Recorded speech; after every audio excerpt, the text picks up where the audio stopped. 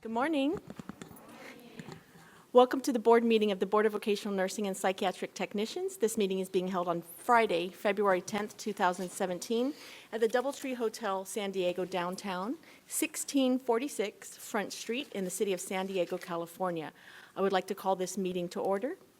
That takes us to agenda item number 19, Pledge of Allegiance. I would ask my fellow board member and veteran Donna Norton if you would please lead us in the Pledge of Allegiance. Please, we invite you to stand and recite the Pledge of Allegiance. Pledge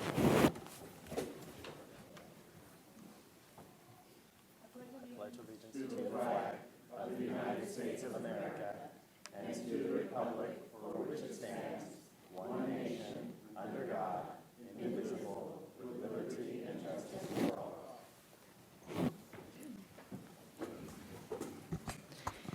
Thank you.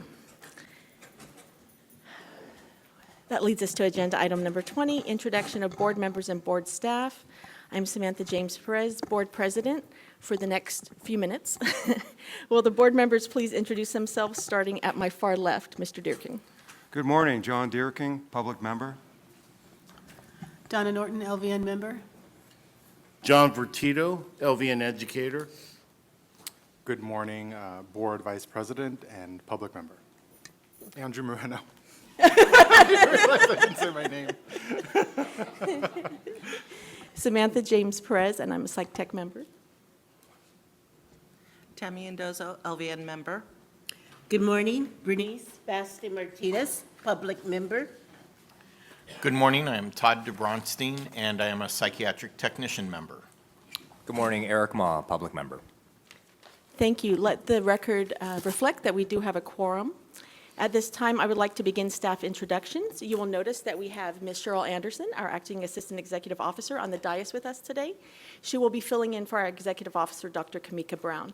Ms. Anderson, would you please introduce the board members, our board staff, who are present? Yes,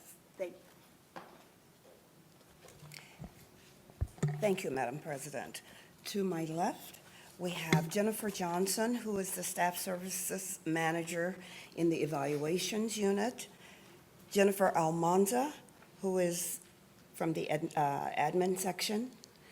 Jay Prouty from the disciplinary unit. And to my right, our beautiful consultants, and it's the first time we have so many. We're so happy. On the very end, Margarita Valdez, Jessica Gomez, Beth DeYoung, and Faye Silverman. Thank you. We also have legal counsel on the dais with us. Ladies first. Ms. Bond, would you like to introduce yourself? Rebecca Bond, Board Counsel. Ryan Marcroft, Assistant Chief Counsel with DCA. Great, thank you. I would also like to welcome the school representatives and other audience members who are here today. I will not be introducing the schools individually, but we thank you for being here and we welcome your presence today. Okay, that takes us to item number 21, election of board officers. As I previously stated, I have decided not to serve yet another year as president. I truly believe that at this time, the board needs a president with better political knowledge, connections, and influence in order to defend the board against those who would seek to diminish its independence, authority, and even its very existence. I know Vice President Moreno has also verbalized his intent not to run for vice president again. So at this time, I will ask Ms. Anderson to facilitate the remainder of this agenda item. Thank you. The floor is now open for nominations for the position of board president. Madam Executive Officer, I'd like to nominate, you said Vice President or President? President. President, I'd like to nominate Tammy Mendoza, LVN, for the position of Board President. I would second.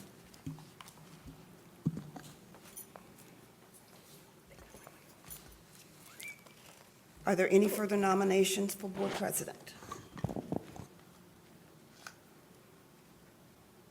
Is there any discussion by the board? Just one item. Would Ms. Mendoza accept? Yes. Is there any more discussion?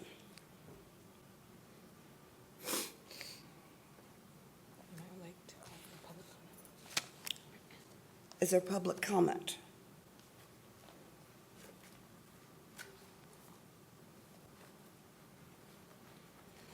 Hearing none, it has been moved and seconded that Tammy Endoza become the new president of the board. All in favor of electing Ms. Endoza for president? And we'll go down a roll call vote. And it's a roll call vote, I understand. Beginning on my right. Mr. Maul? Yes. Mr. DeBronstein? Yes. Dr. Bass de Martinez? Yes. Ms. Endoza? Yes. Ms. James Perez? Yes. Mr. Marino? Yes. Mr. Bertito? Yes. Ms. Norton? Yes. And Mr. Durkee? Yes. Motion carried. Congratulations, Ms. Endoza.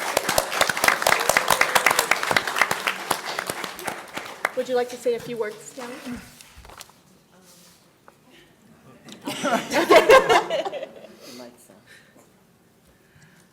Oh, it is? Okay. I want to thank the board members for their confidence in me and hope that we will be very successful in the current year. Thank you. Thank you. Nominations are now open for the position of board vice president. Yes, Mr. Bertito. Thank you, Madam Executive Officer. I would like to nominate Dr. Bernice Bass de Martinez, PhD, for the position of Board Vice President. Second? Are there any further nominations for board vice president?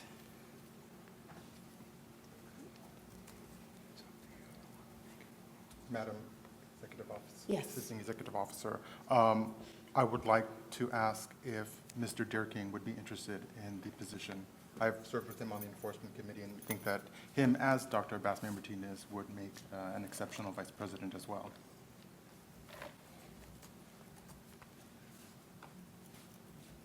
I would serve. I will second the nomination.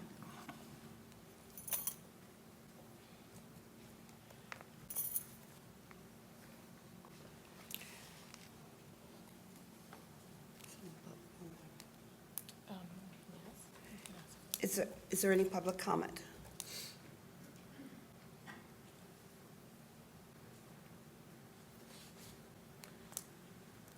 Okay, we can take them one at a time.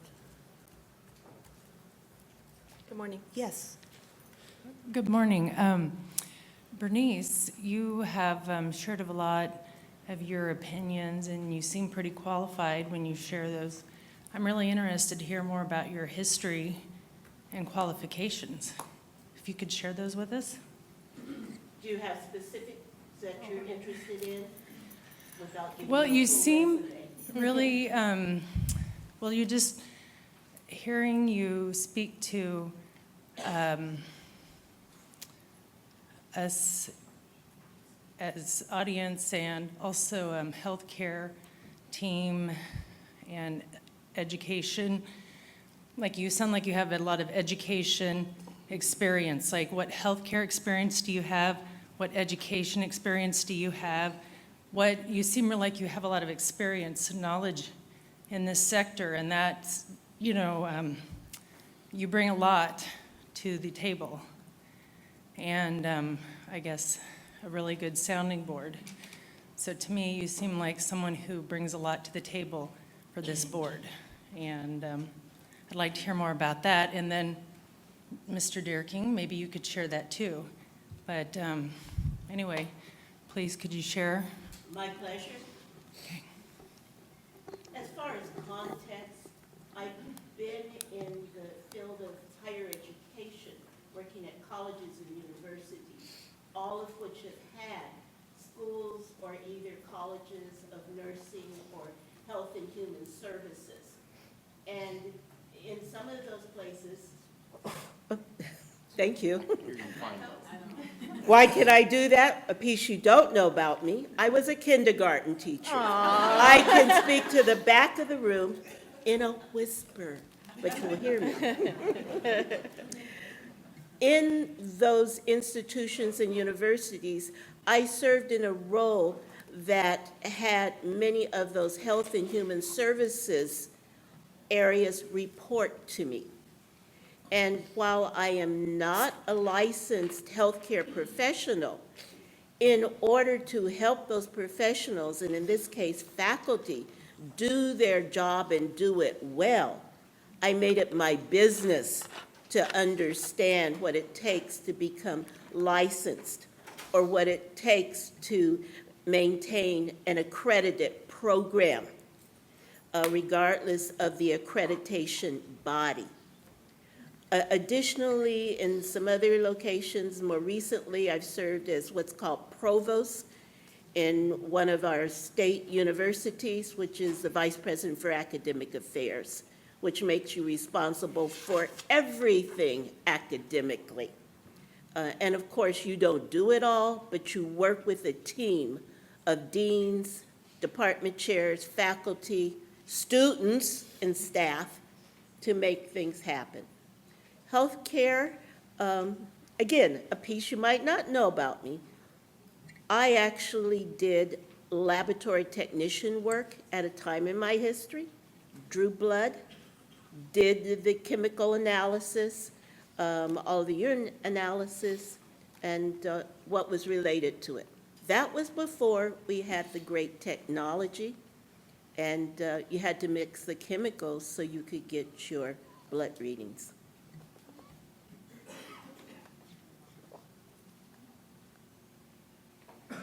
Oh, thank you. I developed a love for the helping and healing professions through my mother.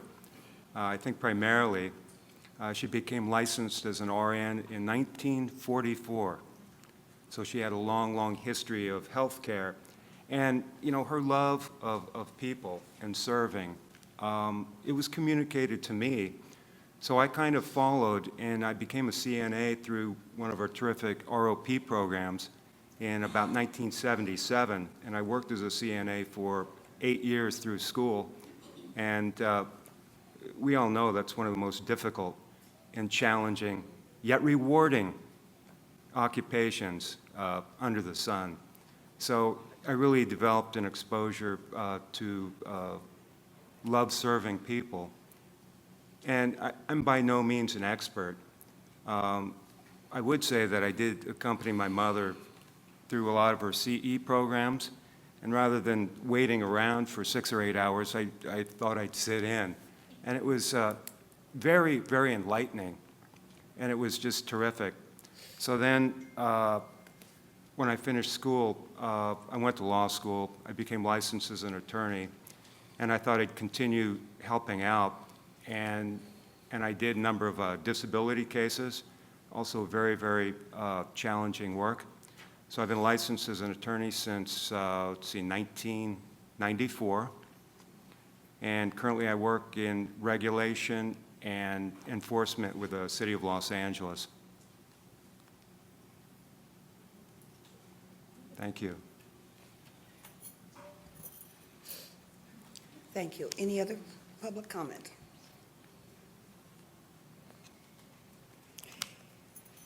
Hearing none, we have 2 candidates for the position of Vice President, Dr. Bernice Bass de Martinez and Attorney John Durking.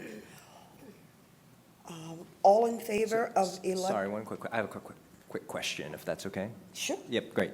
Thank you. I can't remember when each of you were appointed to the board. Could you remind us and when each of you were appointed?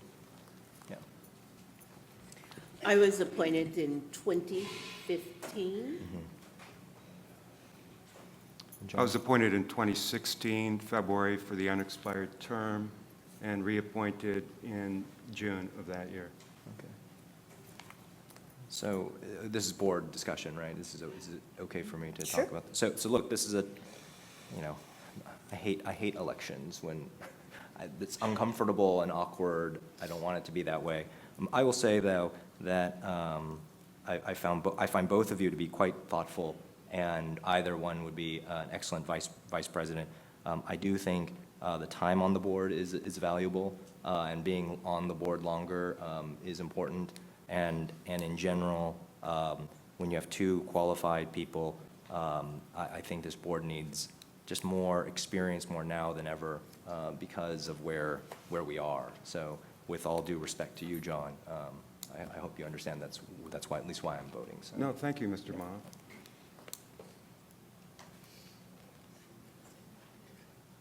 Any other comments from board members?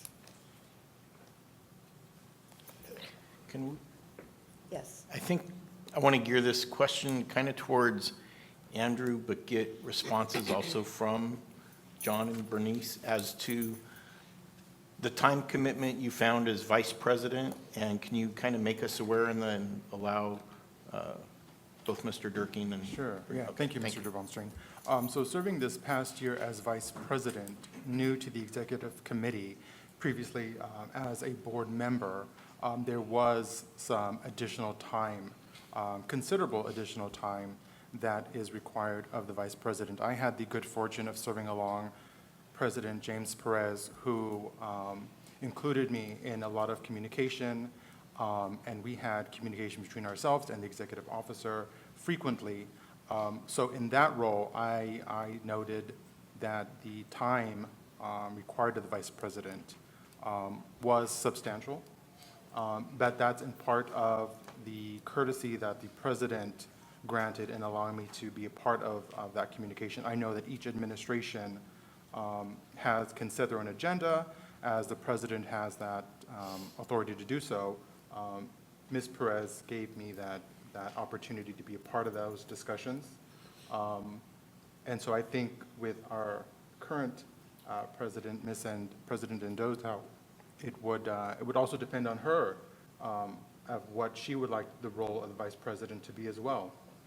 So there's some gray area because there's a lot of factors that are involved in that.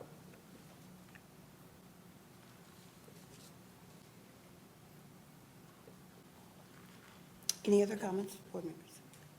I was going to give John an opportunity. You want to be first? Or? No, please.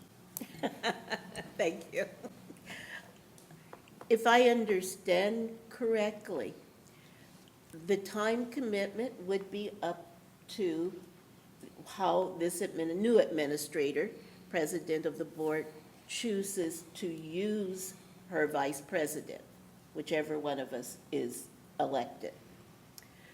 That said, it's always been my understanding that if one serves on a board and accepts a role as an officer on the board, it means you accept and make time for whatever it takes to fulfill the duties and responsibilities with it.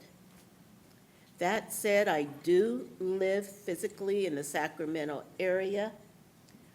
My work environment, which is still with the state university system, does afford me the opportunity to take the time and be present.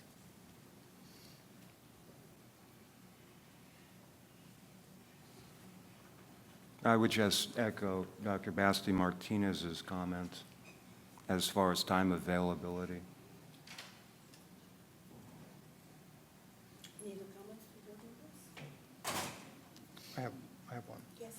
Serving in the past role as vice president, and I greatly respect and admire Dr. Basti Martinez, but I think that being in the position on the executive committee and having a legal background does present some benefits I think that this board should consider, which Mr. Deerking has.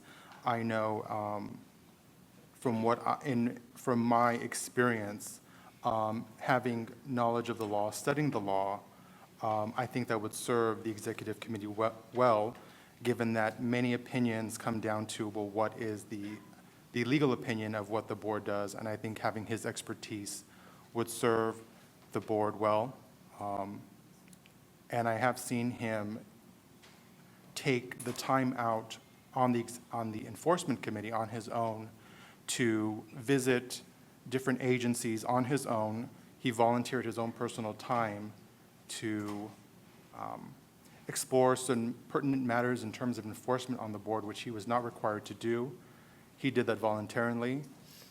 He is taken to this board, and while he is the newest member to this board, I think he would serve us well.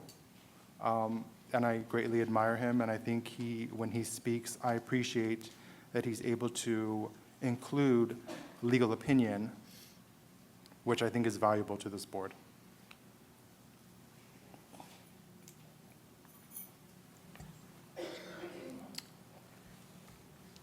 Thank you, Matt. Thank you, Madam Executive Officer. Speaking on behalf of Professor or Dr. Bass de Martinez, I have also the greatest respect for Mr. Durkin. They're both excellent colleagues and knowledgeable in their areas. We would be best served either way should either one be elected. The one thing, though, being both past vice president and president of this board, the one thing that Ms. Martinez Dr. Bass de Martinez is availability and the logic and the education she would bring with her to the board. While legal would be very helpful, her background in education, her background in leadership, her background in education would be also well served by this board. One thing I've also learned, I too live in the Sacramento area. The close proximity of the officers, one or both of the officers, to the Sacramento area would allow for first-hand experience to be able to talk to staff, talk to the executive officer, to deal with problems on a first-hand basis rather than trying to set up a telephone conference call. Being able to go into the office and talk to the EO and be able to get first-hand explanation of what's going on, and being able to face problems head-on and talk face-to-face has also an invaluable ability to try to face the problems and deal with it as soon as possible before it flares up or changes or becomes dynamic. But if it should come dynamic, again, the close proximity and communication with the leadership team on the executive committee will do much to face the problem, organize the board, organize the staff to deal with the problem as quickly as possible. Thank you.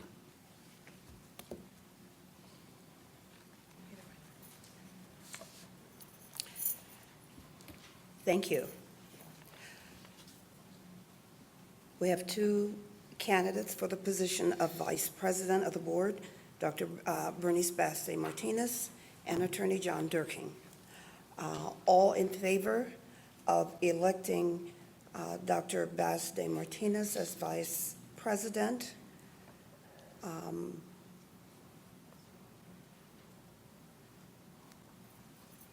Please signify by, we'll have a roll call vote. Okay. Eric? Dr. Mr. Long? Yes.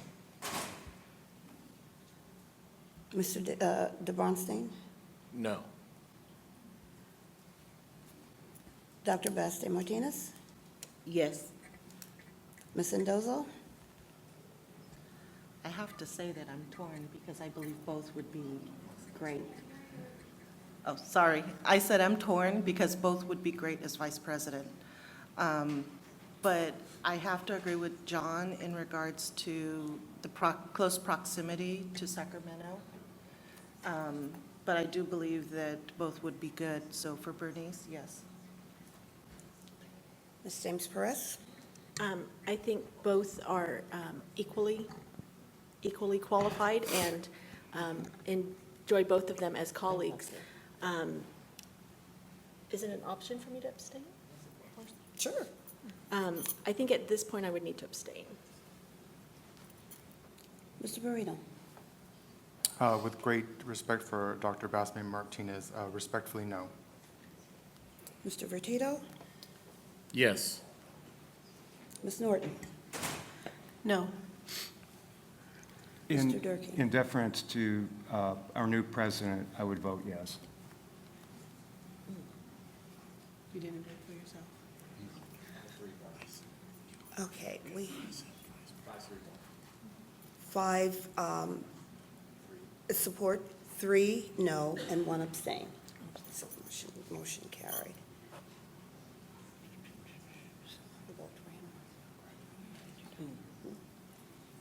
Motion carried, so you have to vote.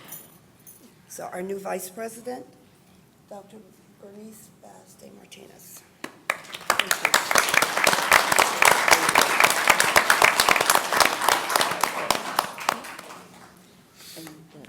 If I may, comments to my colleague. Please, we need your support continuously, and thank you for your graciousness. Oh, no, it's all you, Dr. Basti Martinez. Thank you.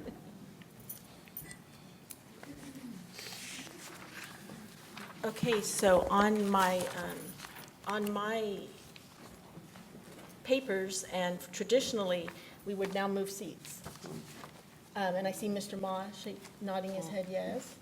Like a quick 5-minute break? Or do we not need Okay. that? Shuffle around. Okay, 5-minute break. Yep.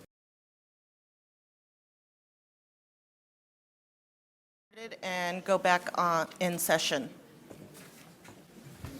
And just want to raise a point for the board that the administrative procedure manual that the board adopted, I believe it was back in November or October, one of the items that the board adopted with that administrative procedure manual is it indicated that the newly elected president and vice president would assume the duties upon the close of the meeting at which they were elected. So I think under the board's administrative procedure manual, the newly elected president and vice president would typically assume the responsibilities of the president and vice president at the next meeting, essentially. Appreciate that very much. So I reviewed the referenced Business and Professions Code and Government Code just to double check that my motion could still be appropriate. And they're silent as to when the president and vice president may assume that role in the context of the meeting.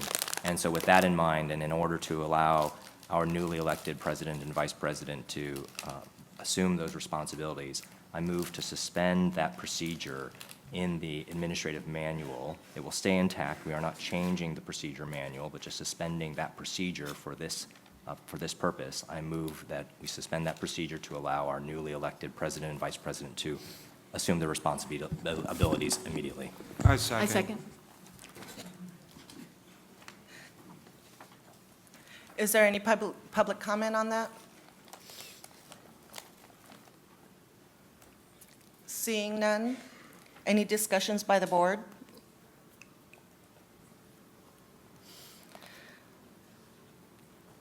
So it has been moved and seconded, so we're going to suspend. Vote. We're going to call for the vote. And we'll do roll call. Okay. Eric, Yes. Todd, Yes. Andrew, Yes. Samantha? Yes. Myself, it's a yes. Yes. John, Yes. Donna, Yes. and John. Yes. So the motion's carried. So now on to agenda item number 22, the discussion and possible action of executive officer salary band and requesting an increase. Ricardo Dela Cruz, Personnel Officer, Department of Consumer Affairs and Office Human Resources, to present.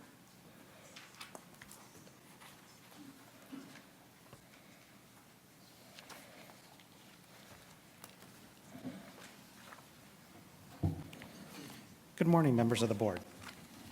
Good morning. When we last spoke in November during the board meeting, discussion was held about a possible increase in the salary band for the executive officer. What I'm here today is to present a letter that was prepared by the board president at the time, Samantha James Perez, indicating the request that will be submitted on behalf of the board to increase the salary level of the executive officer.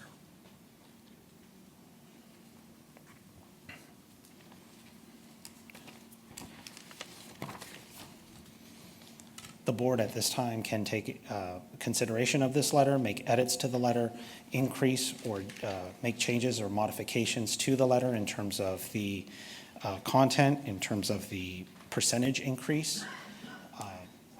And based upon a vote from the board and a modification of the letter, we will submit the letter on your behalf.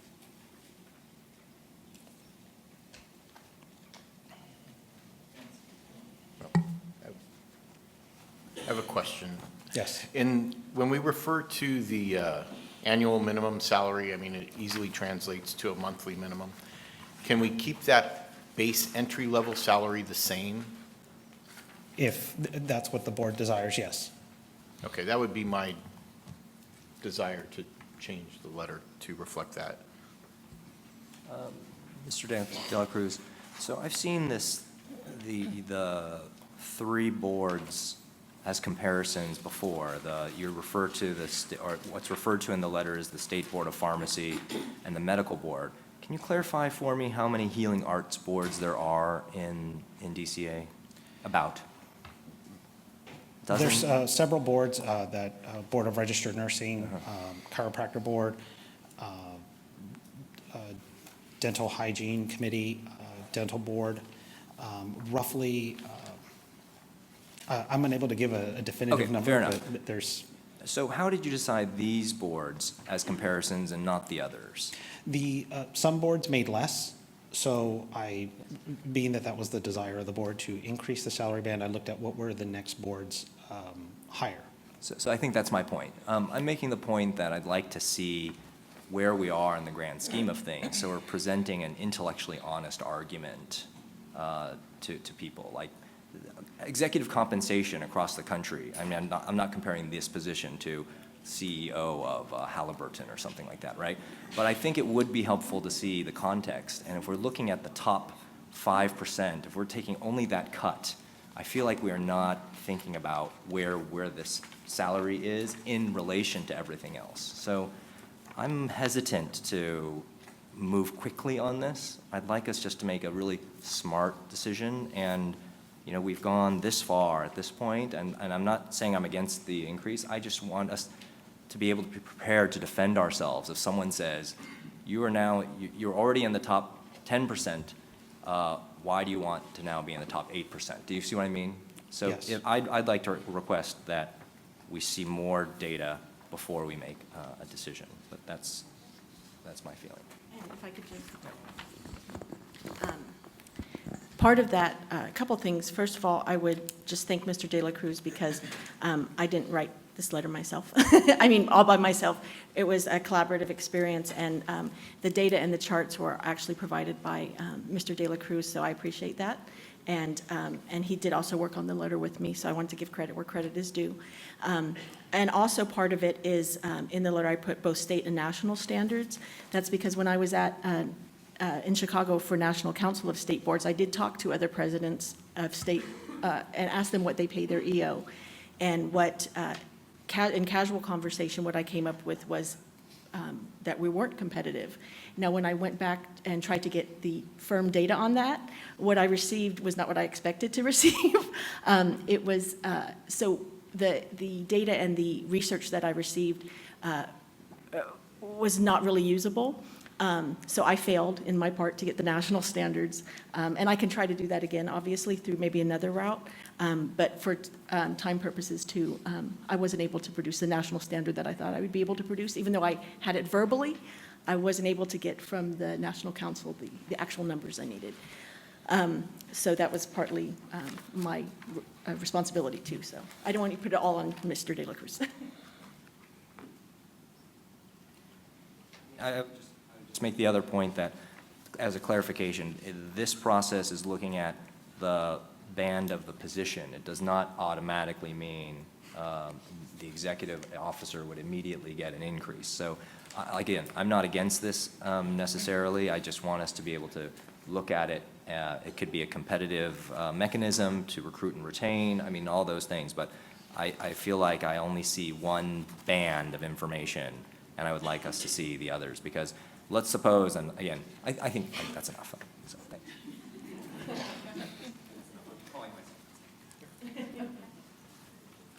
Any other board comment?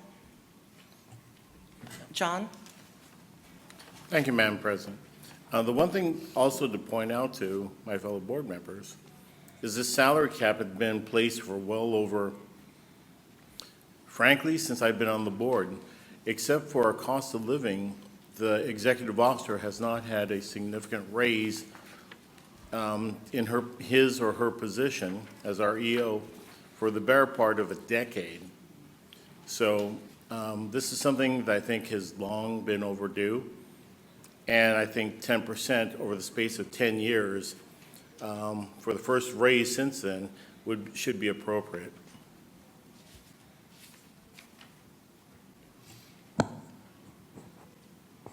Madam President. Yes, Bernice? Samantha, I just want to make sure we're understanding. When you made the request for information at the national level and said the data was returned, was not usable, remind us again of why you wanted that national data. I think that's really important for our discussion. Yes, because when myself, Andrew, and Kamika Brown went to Chicago for National Council of State Boards of Nursing, I informally, during receptions and as I was speaking to other board presidents from around the country and actually internationally as well, I asked them, hey, by the way, what do you pay your EO? Because I'm trying to see if we're competitive. And they gave me answers. And what I didn't write those down and as I was standing there, but what I came to the conclusion is, as I was talking to other presidents, was, doesn't seem like we're very competitive. And the one that really stood out to me was the West Virginia Board of Nursing, who has a fraction only of what we have, had a much higher salary band and fewer licensees and fewer staff. So that's, but when I tried to get that in hard data, I didn't get what I expected. And part of that was I probably should have started earlier trying to get it. I'll admit that. So does that answer your question, Dr. Baskin? Thank you. Okay.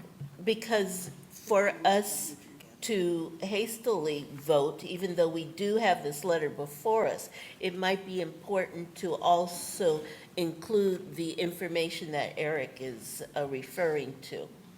I feel like it could make the letter stronger, quite honestly. So it's not, like I said, it's not as though I'm against this. It's just, let's make, if we're going to do this, let's make the letter as strong as possible, or realize, oh wait, despite how long it's been since there's been a change in the increase, the EO position here is at the top 10% of all the Healing Arts Board. Let's just be aware of that. That's all I'm saying. And Madam President, if I might add, the distinction in the duties and responsibility and the volume of support related to applicants and schools and other entity, I think is significant in comparison to the other that supposedly is in the top 10. I agree. Donna? So I guess I'm confused because I thought that we voted at the last meeting to recommend an increase, and it doesn't feel like this is a hastily done subject. It's been on our agenda for like 3 meetings now. Not sure we voted on that. I think we voted to bring back numbers. Okay.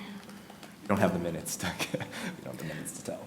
I have my agenda item from 14B, and I thought that we had, and then because we voted to, well, at least I thought we'd voted to present the increase, because we also designated that a letter would be written. So it wouldn't seem that we would write a letter if we hadn't approved the request for the increase.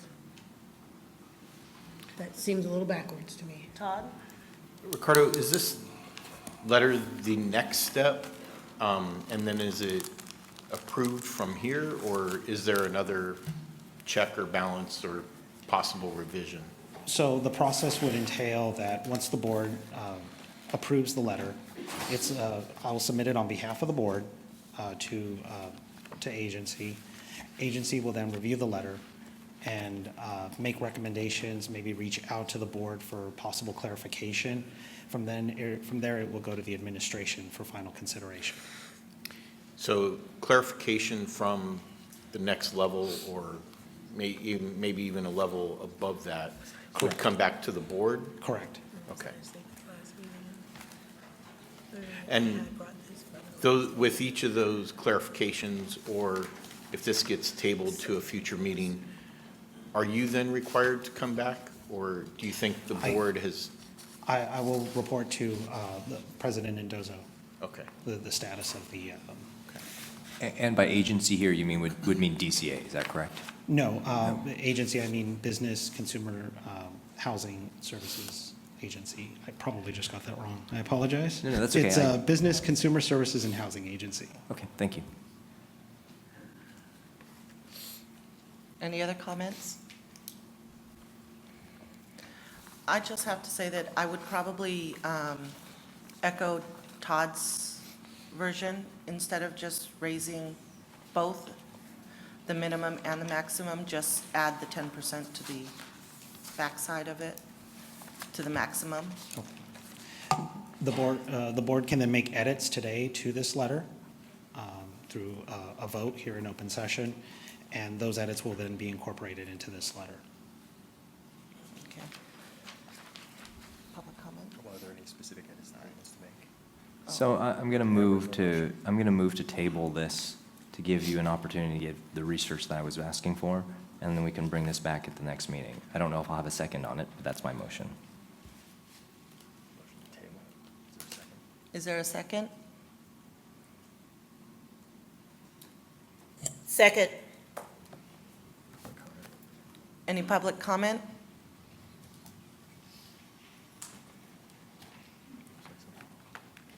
Yeah, I would think the public would care about this, but maybe not.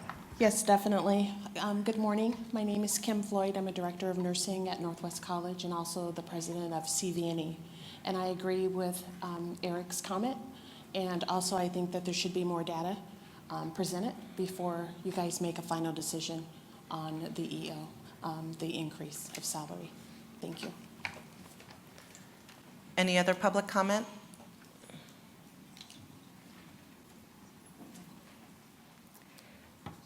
I'm Elizabeth Estrada, president of Southern California Directors of Vocational Nursing Programs, and I would like to support the increase in the salary for the position only because it has been quite a long time. Thank you for that information, and I believe that the position deserves a better salary increase. It is quite a stressful and a huge responsibility for the profession.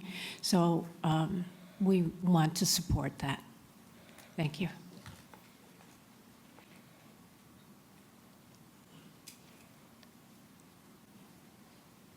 We have.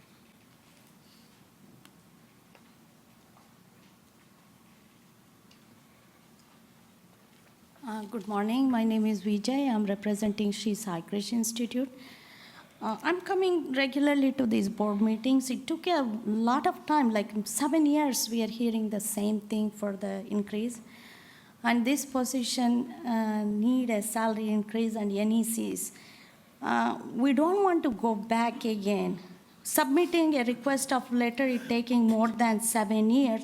I hope we don't take that much time getting a response to this letter. I request the concerned person to take this. I know you guys are taking it seriously, but it's a time consuming. Every time we come and hear, there is no action plan. There should be an action plan and there should be an outcome. I hope to hear an outcome next meeting, please. And these professionals deserve a salary increase. Thank you so much. Any other public comment?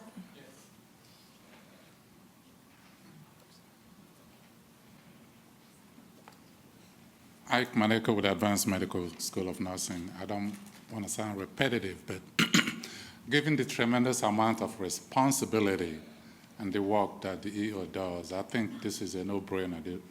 The salary increase is really justified. And I'm hoping that the board, at the same time, will be thinking about the NCEs and the supervising NCEs, if that's not already done. Because over the years, the work they do have continues to increase and the salary remains the same. So I think that we as the public will really support that. Thank you. Okay. Any other public comment? So we have a motion on the floor and a second. Any discussion by the board? Donna? Well, I don't understand why we'd table this. I mean, really, we've been talking about this for a long time, and I would have to agree with the public member that stated we need action on this. We have already discussed the opening wage and increasing the opening wage so that we can, if we were to need to hire a new executive officer in the future, that we would be able to have a larger candidate pool. We've already discussed the fact that there was one executive officer for a number of years in the position, and there wasn't an opportunity to increase the band. We've already discussed, and I echo the sentiment of the gentleman as well, regarding the need to increase the NECs, but our hands are tied in that aspect. We can't do that. But at some point, we have to stop discussing things and move on things, because the reason that this letter is here is because we already asked for this information. We already asked for a letter to be done, and I clearly do not understand, and I am against tabling this, and I am against not moving on it. We have to start moving on something.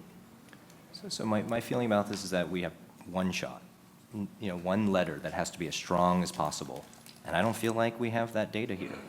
So that's my point, is if there is marketplace data, national marketplace data that can make this letter stronger, we should be including it. So, but it's not, so there you go. Any other board discussion? I have a question, Madam President, and I'd like to direct it to Human Resources Representative. You may or may not be able to help us with this. Given your experience, your opinion, how successful might this letter be in its current form? In all honesty, I can't speak on behalf of the administration. But I can say that what is a strong point within this document is indicating that it has been 20 years since this position has been last evaluated. It is routinely that positions are evaluated, sometimes on a yearly basis, sometimes when there's significant legislation and growth. As I indicated before the board in previous meetings, is that this will allow for the board to account for future growth. This will allow the board to account for growth within itself for positions, for additional position authority, but also for attracting a candidate in the future. Thank you. Mm-hmm. John? Thank you, Madam President. Just for my colleagues' general information, and I'm not sure former President James Perez was aware of this, but California is only one of either 5 or 7 states that has its own VN board. The majority of the nation, the nursing boards encompass both LVN and RN boards. We're one of the few states that actually have a standalone VN board. And so in some ways, the comparison for the states are like apples and oranges, because they have a wider role, and ours is a little bit narrower since the EO is supervising both any LVN and Psych Tech. So the numbers may be significantly different, and the classifications between LVN, RN, and Psych Tech are widely divergent. I take that back. LVN, RN are similar, but LVN and Psych Tech are rather divergent in their focus. So to continue to talk about comparison and more data, and if we start comparing with other states, we need to be aware those states may not have a standalone LVN board. And because of that few other states that do have it, if we're going to compare, we should focus on those areas. But I agree with my colleague here, Ms. Norton, we really do need to go forward. This has been a long time coming. And yes, I agree with Mr. Ma also. We want to make sure that if this is our one shot, we want to make it right, but we cannot keep leaving it hanging. We have to have some action, and we need to start moving forward. And I'd like to provide some clarification to a statement I made earlier. We do, the Department of Consumer Affairs has, for the Healing Arts Boards, 20 boards and bureaus under the Healing Arts Boards. In terms of where the Board of Vocational Nursing and Psychiatric Technicians currently resides in terms of salary compensation would be sixth, the sixth highest. With this 10% increase, it would move into the fourth. Madam President, I withdraw my second. Madam President, I have a question. Can you tell us the top three Healing Arts Boards that would then make up the top three composition? The top three is the highest is the Board of Registered Nursing, the Chiropractors Board, and the Medical Board. Off the top of your head, can you tell us the range? Like, is it tens of thousands? Is it a few hundred? Is it? It's, I believe the Board of Registered Nursing is 17.5% higher than what the current salary is of the Board of Vocational Nursing and Psychiatric Technicians. So even with a 10% increase, they would still be 7% higher? Correct.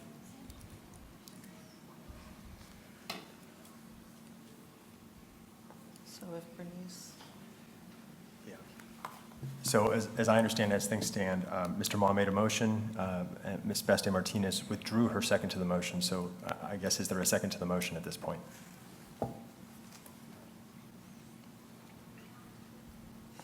Seeing none, does somebody else would like to make another motion? I'll make one. John? I'll bow to Ms. Norton. I move that we accept the letter and move it on to the next stage. I second that. Any public comment? Todd? I didn't hear the full motion, but was it to submit the letter with keeping the annual minimum salary the same? No, it was not. It was to accept the letter as written and to move it. I think that we've done enough discussion over this letter.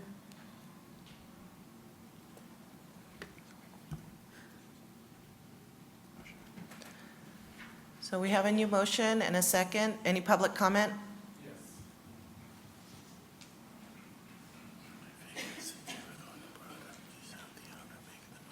Actually, what is the next stage and what would it take to get it to that next stage? Ricardo? The question is, what is the next stage regarding this letter, and what would it take to get it to that next stage? So The approval process, that is. the process entails submission of the letter to the Business, Consumer Services, and Housing Agency for consideration. If there's any modification, edits, or points of clarification prior to submission to the administration, that'll be handled at that point. From there, it will then go to the governor's office for consideration. And what would it take to get it to that stage? In order for us to engage in that, the board would have to take a vote in terms of either to modify or to submit the letter as is. And once the vote is carried out, my staff will begin working on submitting the paperwork. Thank you very much. We hope that the board will do it today. Any other public comment? So Donna had made a motion to accept the letter as written. John seconded. Any board comment?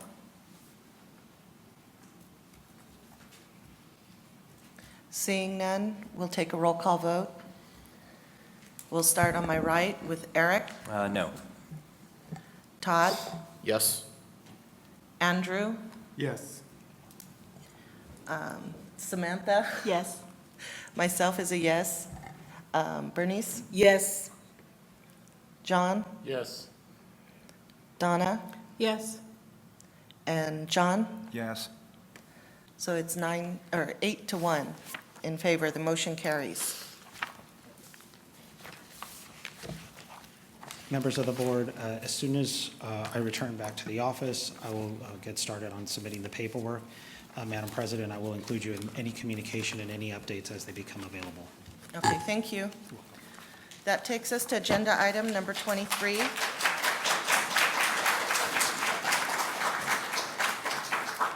Discussion and possible action to release NCLEX PN results by name and date of testing per cohort, Southern California Directors of Vocational Nursing Programs.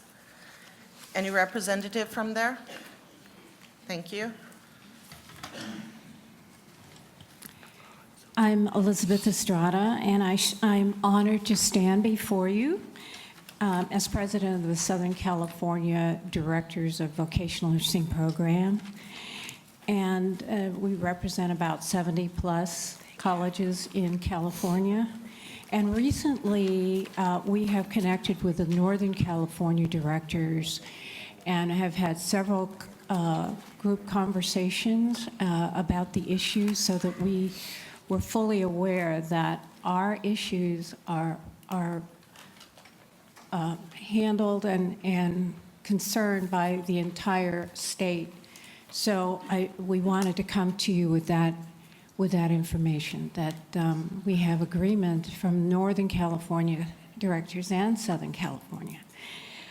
So we are a group of directors, as you know, are passionate about our work. We are committed to our students who we're responsible for, and we're also quite motivated about the safety of our public health. So at your invitation, thank you so much, Todd Bronstein, for asking us in the last meeting to bring up some research, which I will be bringing up. And this is the third time that we have, as an organization, come with these issues. And I looked at all our minutes, and you know how many there are. And the first time this showed up was in 2014. That's quite a lot. And we really are interested in progressing forward to deal with the issues. And just in summary, because you all have gotten documents from us in the past, but in summary, the two top issues, not inclusive of everything, but the two top issues is that we would like release of information necessary and relevant to the function of our educational institutions.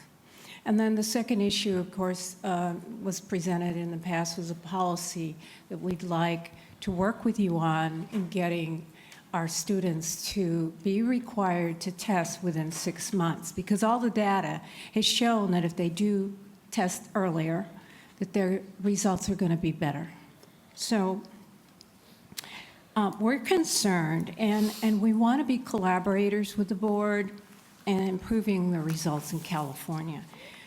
We are one of the lowest, and we feel that what we're addressing now will help.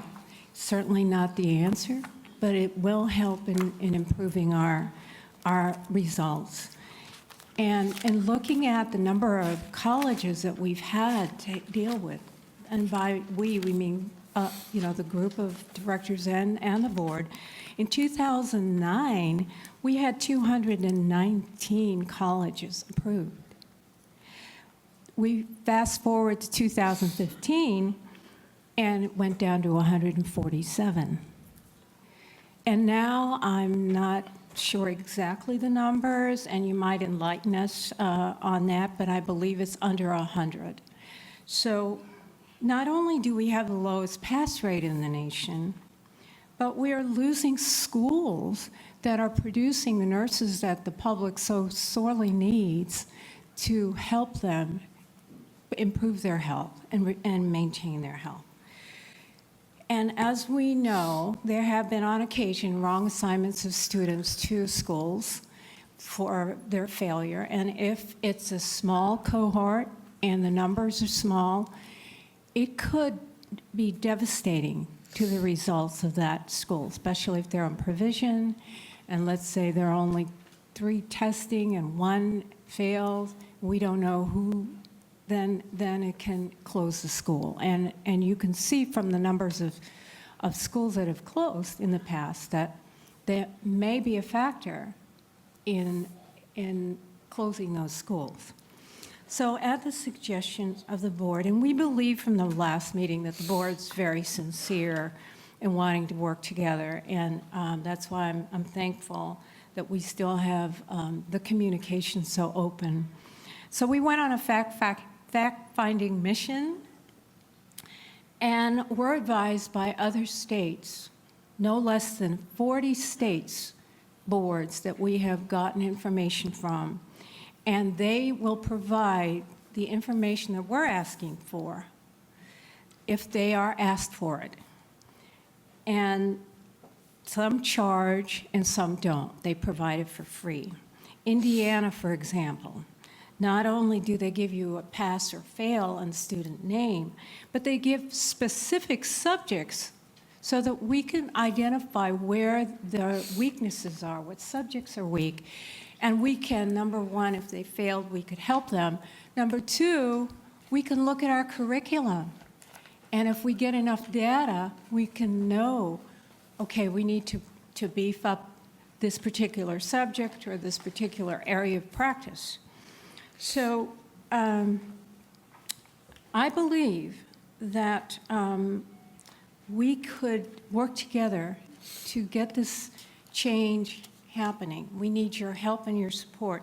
Now, I'm going to ask Dr. Yosef from, he's Vice President of Unitech. He went and met with the EO of the Board of Registered Nursing, and he has some information. I want him to share with you a few things. So, Dr. Yosef, if you could, and then I'll finish my comments on a couple of research things that I think would be relevant. So, Ms. Estrada, can you clarify for us really quickly what I think I know the answer, but what the specific data points you're looking for? that we're requesting? Yes. Is that what we received information in the past from the board of the name of the student, whether they passed or they failed.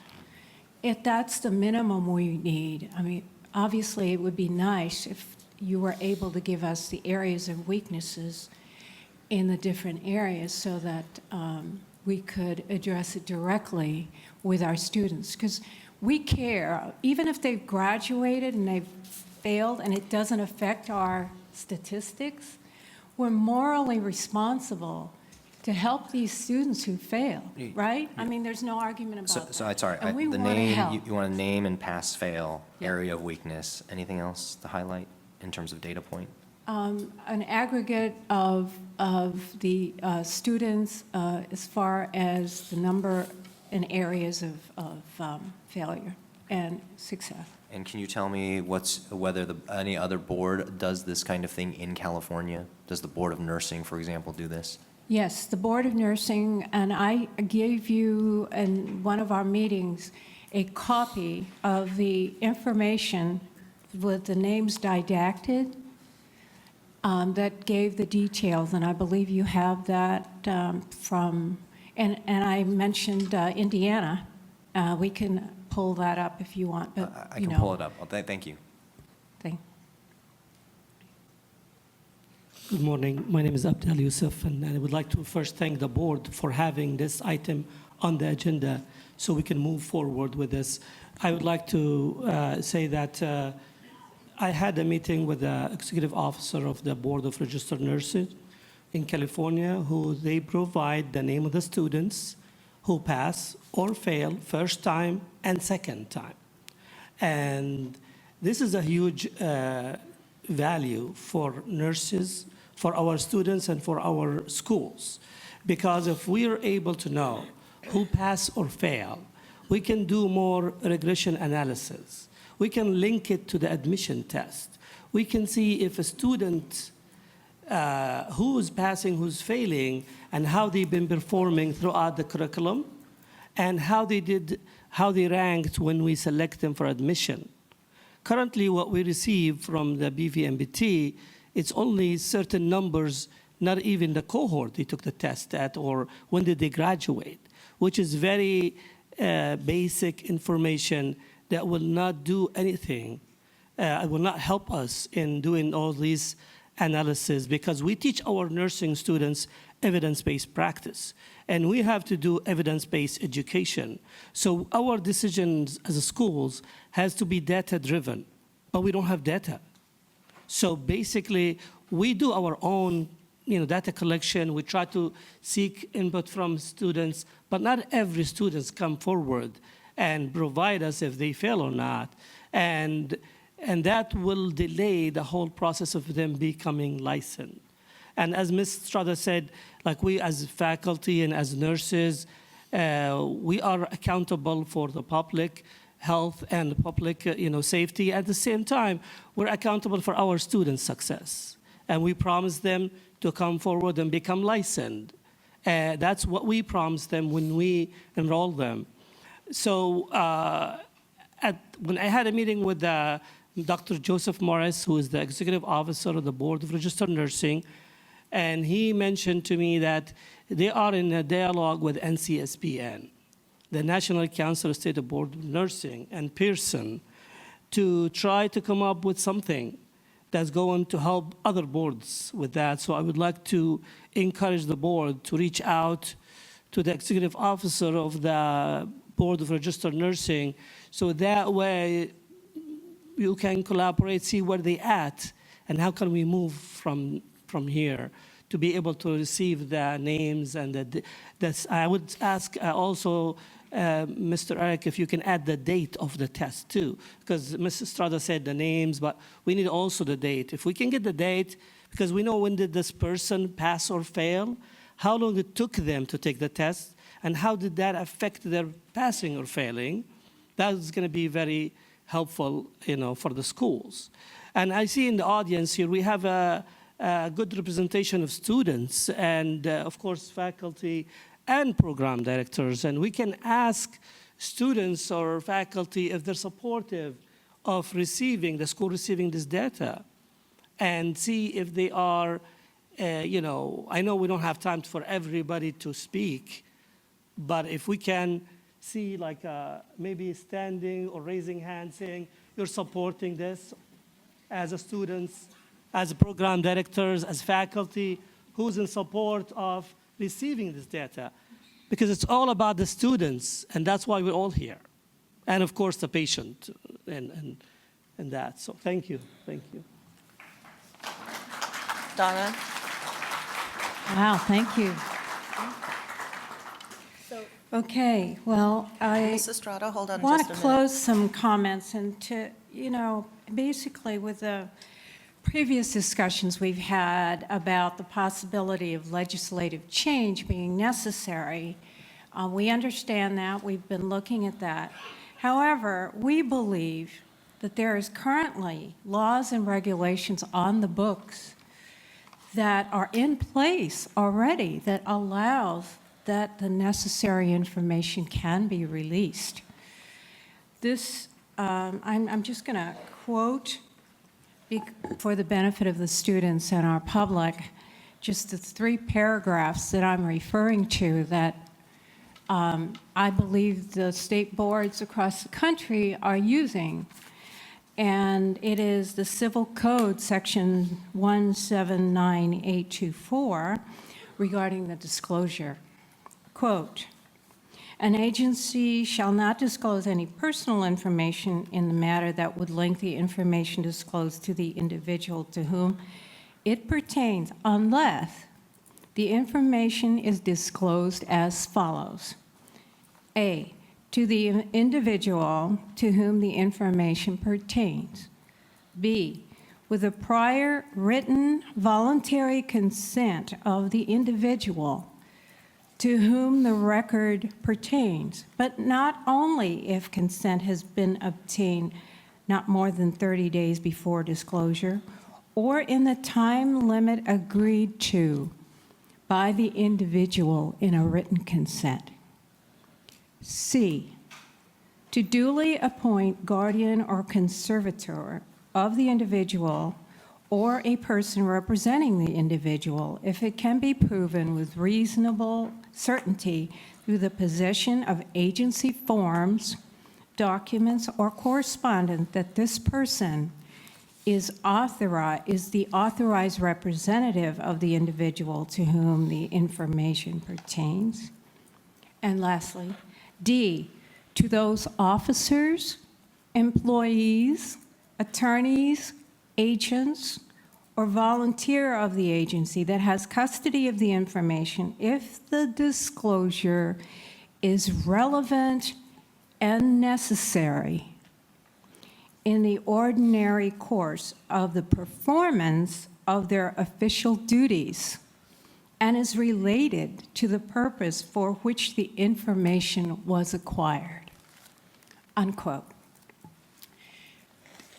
To me, my understanding of this, and we do have legal interpretations on our side as well, that lawyers that have been volunteered, that to me is rather clear. The educational institutions are relevant and necessary. This is something that we need in the ordinary course of performance of our official responsibilities. I believe, and my organization believes, that the statutes allow that necessary and relevant information to be released to the schools. If the BVNPT board is unable or for some reason unwilling, we will go forward, we'll keep going, and I believe you suggested going to the Business and Professionals Committee of the Senate. And we are fully prepared to do that. But I believe that we can work together and not have to do that.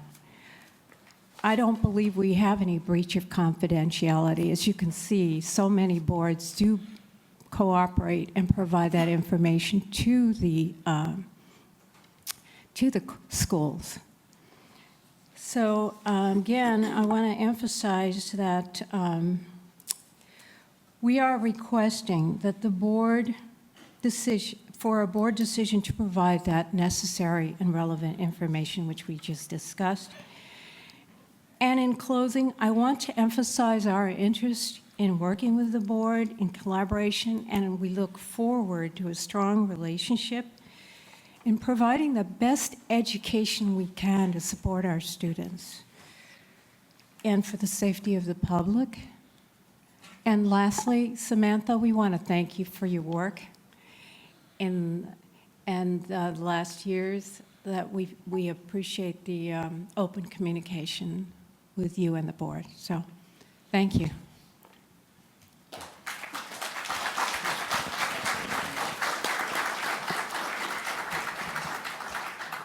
Madam Chair and board members, just a point of clarification. Ms. Estrada spoke saying that the board had previously disseminated the names of candidates testing in addition to the graduation dates. That's incorrect.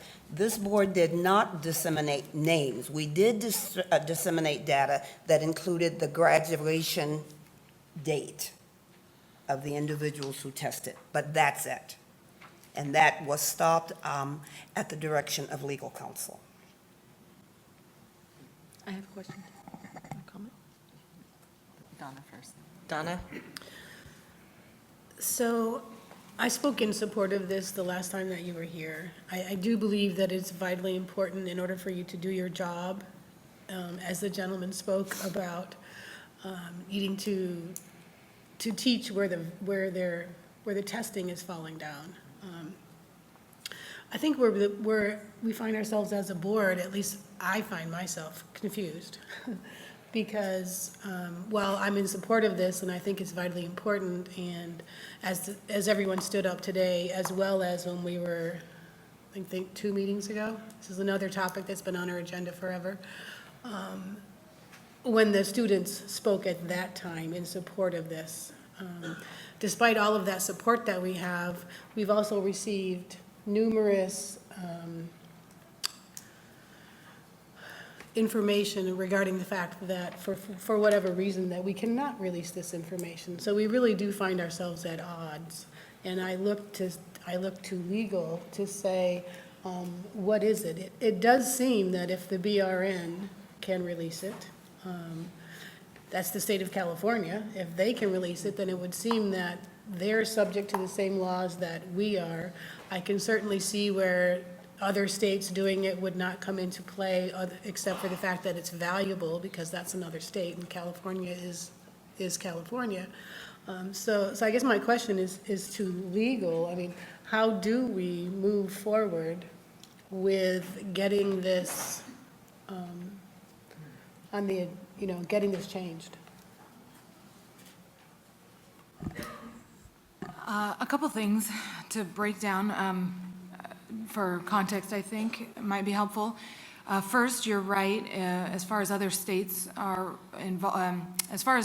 handle it, I don't think that that's relevant to you as a board, because we're talking about the California Information Practices Act.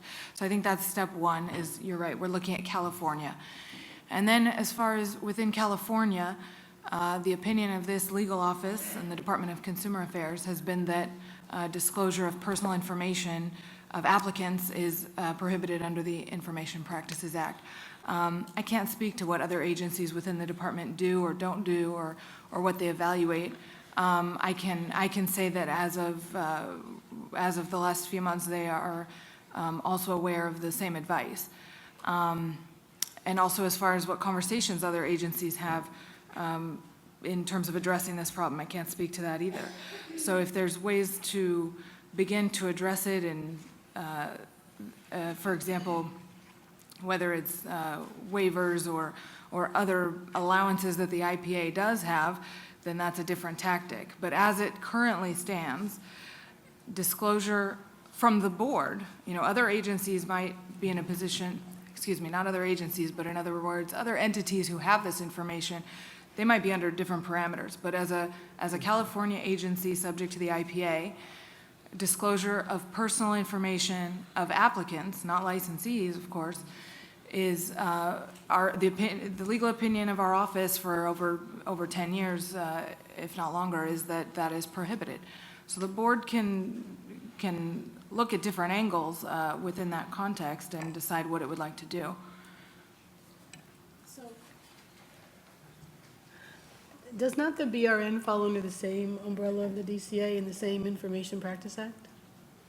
Again, I can't speak to how they handle their legal advice or what approaches they take. But that wasn't my question. My question was, don't they fall under the same? Again, you're asking what they follow. I can't speak to what they do or don't do or how they take their legal advice. What I can say is that they were recently, they are aware of that advice, and I can't speak to how they're managing it now. Thank you. Samantha? Yes. Obviously, I made no secret over the past year that this issue has been a frustration for me. I do believe that the schools have a right to this information, and the opinion that we received, the written opinion that we received from DCA was over a decade old, so I think it really does need to be revisited and or revised. My other comment, which I don't make quickly or impulsively, is that a legal opinion is just an opinion, and it's not set in stone. So we should definitely look at that as a board.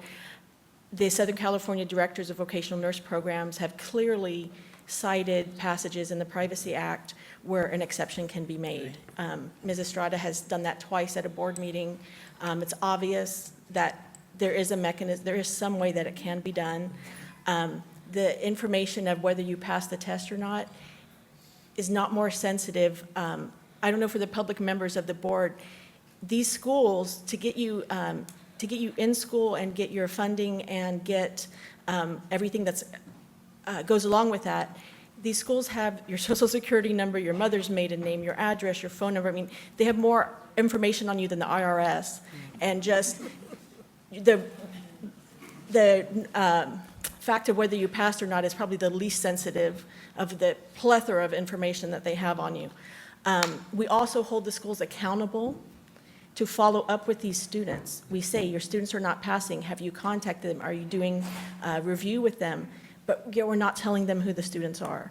We're also making very serious decisions on closing schools. And if there's any chance that the numbers are being reported incorrectly and they cannot double check it because we don't give them the names, that's very serious. I think it's just outrageous, honestly, that us as a board are told, no, you absolutely cannot do this, and another board openly practices it.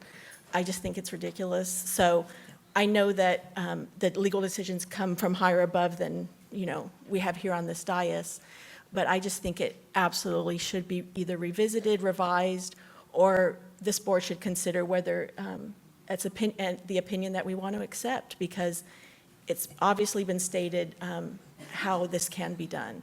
So I just wanted to express that. John? Madam President, as a member of the Education Committee, this was, we met on this as part of our agenda on this very topic, approximately 3 weeks ago. And the committee found that we, which is in our report, that we support the access to this information. We're asking the schools to teach with one hand tied behind their back and one eye blind. And while justice may be blind to find balance, the schools need the information to respond and to meet the needs of the student. We're not asking necessarily for release of all the information they're requesting, but we can't hold them accountable and then take away the tools that they need to be accountable. It's not fair to the school, not fair to the student.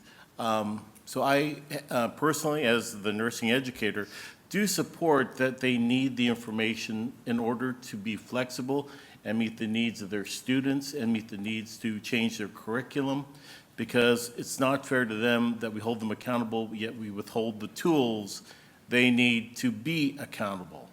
And so my position is to support the school's request to release what information we can to help them achieve their goal, because their success is our success as a board. Thank you. Donna?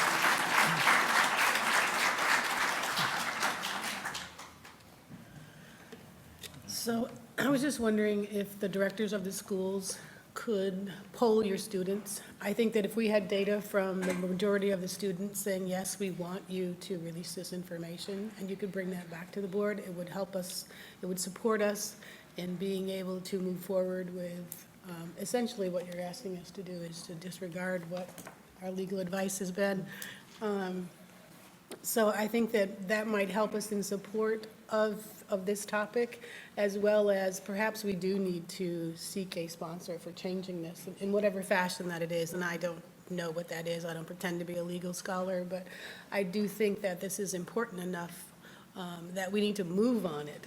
And again, I'm all for moving. I'm not for talking for a year about stuff that's been on the agenda. I'd like to clear stuff off the agenda. So if the school directors could do that and bring it back to us or submit it back to the board, is that possible? I don't see why not. Todd? I appreciate the presentation, and included in it was the option for the prior written consent and the time frame. I understand how the time frames can also be very important to you, and I think if you, as an organization, were able to draft the written consent form, hit the data points that you mentioned to my colleague, include the time frame, have the student sign off on it, include that in a clear communication to the board that this person's getting ready to test, here's the information requested. I think that's the quickest, simplest solution. And I haven't run it past legal, but since it is in statute already, I'm sure that, that a clear written consent would suffice. That's what I would ask for. Bernice? Thank you. I echo my colleagues. An additional item, and I believe there are several other entities under DCA, for example, CTC, the Commission on Teaching Credentials, and I'll speak from direct knowledge. There are some exams and tests that applicants to programs must take, and institutionally, we receive that data if and when the person taking the exam signs off and identifies the institution to which they are applying or the institution to which they have been affiliated. That information comes directly from the tester, which might be an alternative, and that's why I add that. John? Yes. Can I respond to the permission which you have brought up? We're perfectly willing as a board to have the students sign off and give permission for this information. As a matter of fact, on your website, there is a DCA release of confidential information that we've downloaded and we can utilize for this. So that's been vetted, I'm sure. And we could ask the students when they come to the program and explain what we're doing and have them sign that. If that would facilitate this whole process, we're more than willing to do that. And we did mention that in other meetings. So if that's helpful and you want to include it in the decision, we're open to that. So. Madam President. Thank you. I understand the interest and rationale of the Directors Association. And with regards to the ongoing student-examinee relationship, it is clear that these students are already able to voluntarily come forth with the information that you're asking for, right? So my question, no? Your question correctly, that students will provide if they pass and fail. Is that what you are mentioning? Yeah, can the student actually give you the information that you're requesting if you ask the student directly? Well, there are so many reasons you have to understand. No, I'm just asking as a general proposition. No.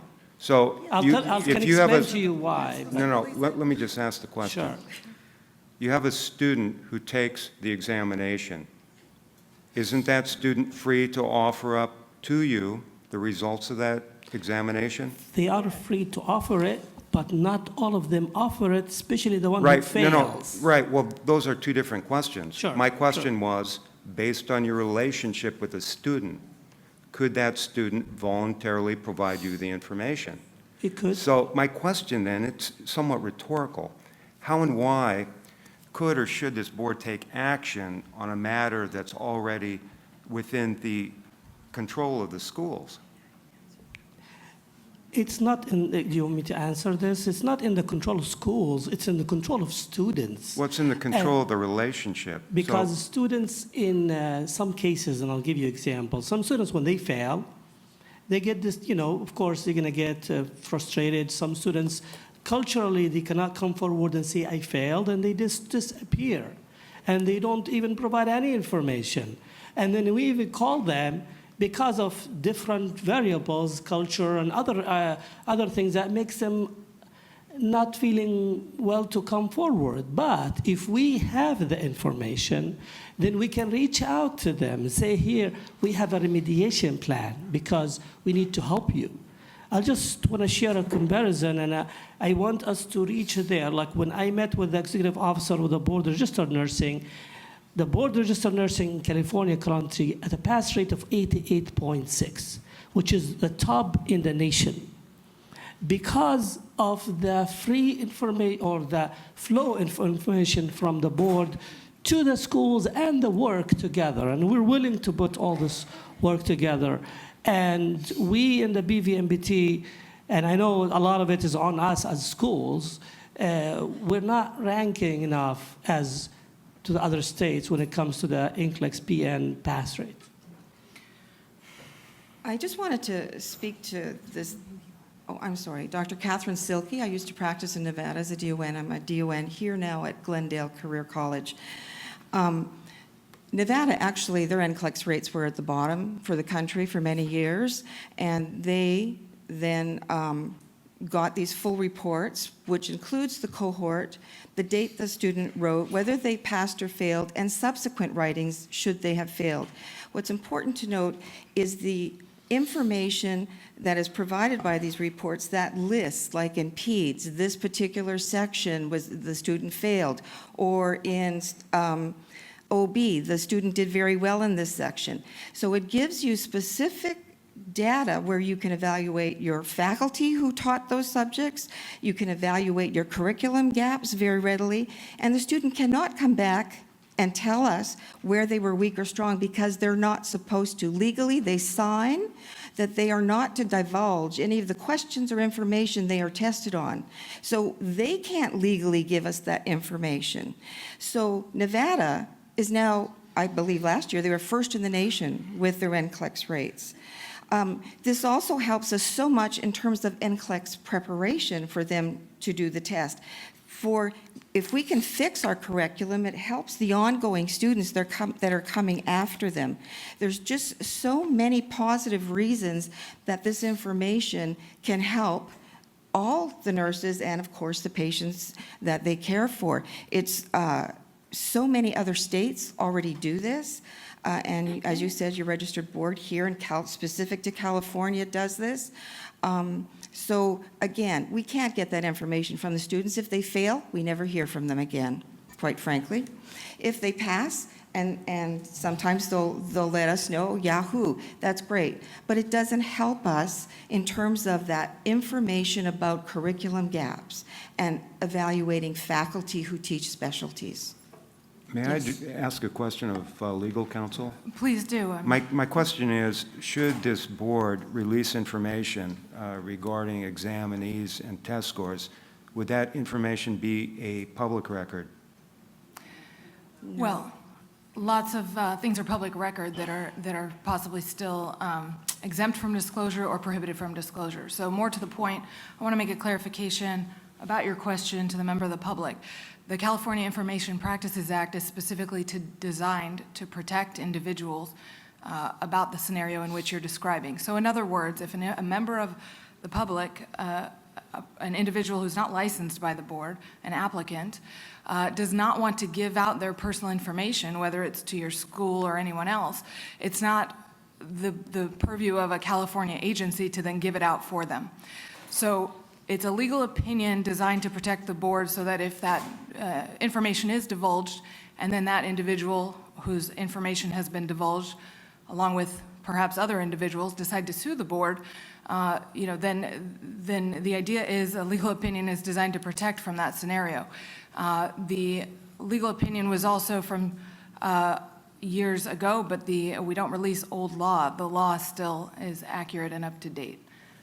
So just as a follow-up then, the schools or institutions who are recipients of the data, they would not necessarily be bound by any confidentiality areas, correct? No, once a California agency releases information, they've waived that privilege and they've released it. So then my question, just to follow up, is that assuming an exam candidate is a repeat test taker, would that then be an impediment to future employment opportunities? That's not a question for me, but. The schools are already by FERPA. We follow FERPA, whatever state we are in the nation. So the student's information is already protected. I cannot go and tell my husband what this student failed or passed or did. We're already protecting student confidentiality with FERPA. So it's not going to be made public. First off, the public has no interest. And it's like every other student file we have. It's confidential to the school because we don't want to violate federal law either. Eric? So I'm supportive of approaching the legislature and getting a revision to the Information Practices Act. Now, but what concerns me, that would really make it easier on us. I'm concerned when we might have an outlier sister board. If that board is the only one among 20, I'm not comfortable jumping on that bandwagon either. And I think all of us can understand why. And so because we don't know, just because one place is doing it doesn't mean they're doing it properly. And I want us just to be cautious about that. So look, I hear loud and clear. I think there is a compelling interest for this. But I think let's just do it smartly. And to me, that is, this board could add to its legislative effort a request a revision to an update to the Information Practices Act, and that moves you in the right direction as well. So, and use your lobbying efforts to do the same thing. And once they do that, you don't never need to come back to this board. You know what I mean? It's done. So, anyway, that's where I lean. Todd? I do want to make a point that if the student does provide us the information, we have no way of knowing if that is accurate or not. We cannot depend on that. And they do move, and they do get married and change their name, and they do, so that's why we want to get that information from a neutral body. Yeah, I get that. I'm a big personal privacy guy. I don't want my scores to go to someone unless I give the blessing to it. That's the whole point of FERPA from my point of view. And so honoring the intent of FERPA, I sense California citizens are very big on individual privacy rights. Everything you've said, like I said, has a compelling interest, but I want to balance that with what's in the legislature and in regulation and statute, and that's where I stand. Madam All right, President? Hold on. I would again say that I believe both the board's interest and the school's interests are protected, and you will get the information that you guys desire if you use the board's form that's already in place. It is on our website. It is an authorization to release confidential information. It says, including any examination or enforcement information. It says who's giving the information, who's going to. If I may, if Yeah, I may before I read clarify. the- No, this is good because I wanted to clarify that earlier comment about waivers. For a California agency to handle a waiver and then release information, it has to be the agency collecting and managing that waiver. So for other entities to come along and say, hey, we have all these waivers, that's not sufficient. It would have to be an undertaking of the board to handle, I'm not sure how many applicants or students, and all of their waivers and the amount of time past 30 days that those waivers would want to express. And so logistically, I'm not sure how that would work, but it would have to be something that the board would have. Bernice? Two things. I would just strongly suggest let's involve the tester in the discussion. The test maker might have an alternative which would eliminate needing to ask the board or to move forward with some type of bill or legislation so that you could get the information directly sent to the institution, depending upon how the testee signs up and provides information to the test maker. I hope that's clear. It's just a third alternative. And then secondly, I have an answer for you if you want me to. and to legal, while we appreciate and we know why you do the work you do, thank you very much. We'd appreciate if you could also advise us if there are any other methods or means by which we can support our institutions. Because we do hold them accountable for increasing and maintaining a certain pass rate. If they don't, and it continues for too long, they will no longer exist. So we, in a sense, defeat ourselves by not having them providing them with the information they need? The administrator of the test and who basically owns the test, Pearson, is the company that administers and reports passing or failing. I did speak with Pearson in my time as president. I spoke with 2 people at Pearson. I don't have their names, I don't have their business cards with me. And they were part of the NCLEX testing. They were specifically for the NCLEX testing. And both the gentlemen I spoke with, I asked them very specifically about the information, about the releasing the information, and they said that's completely up to you and your state regulations. Every state is different. We provide the information to you provide the pass or fail, basically, and what the state does with it is completely up to them, that they're removed from it. So that was the answer I got from Pearson. John? Thank you, Madam President. Just one more aspect, as if we need more information. But one thing that's been shared repeatedly by the directors is the outliers. People that have graduated from the program disappear off the map, and all of a sudden they come up and pop up saying, they took their test, but it's been 5 years since they had graduated, and all of a sudden their school average drops because the person failed, yet they never knew where he was or where they came from. So by having this type of information, they could also be aware of these outliers because they have a tendency to show up unexpectedly, take a test, fail, and drop the school's average significantly by just showing up and not being prepared. At least the school would have the ability to go back and say, if they didn't, or do the outreach to try to head something like that off. But it's just another justification for their argument to be able to access that information. Thank you. Donna? So in an interest to move forward and get some data, and also being cognizant of the fact that if I heard legal counsel right, the board would have to take on the ownership of getting the waivers, getting the release, getting the information out. So I think that in order to make an educated decision moving forward on that I'd like to get some information from, I believe it would be our licensing division, about what the impact of that division having to take this on, the releasing of the collecting of the information and the releasing of the information, what an impact that would have on the board staff. I'd like, in some fashion, to be able to get that information before I can make a decision about whether I want to attempt to do that to them, despite legal counsel.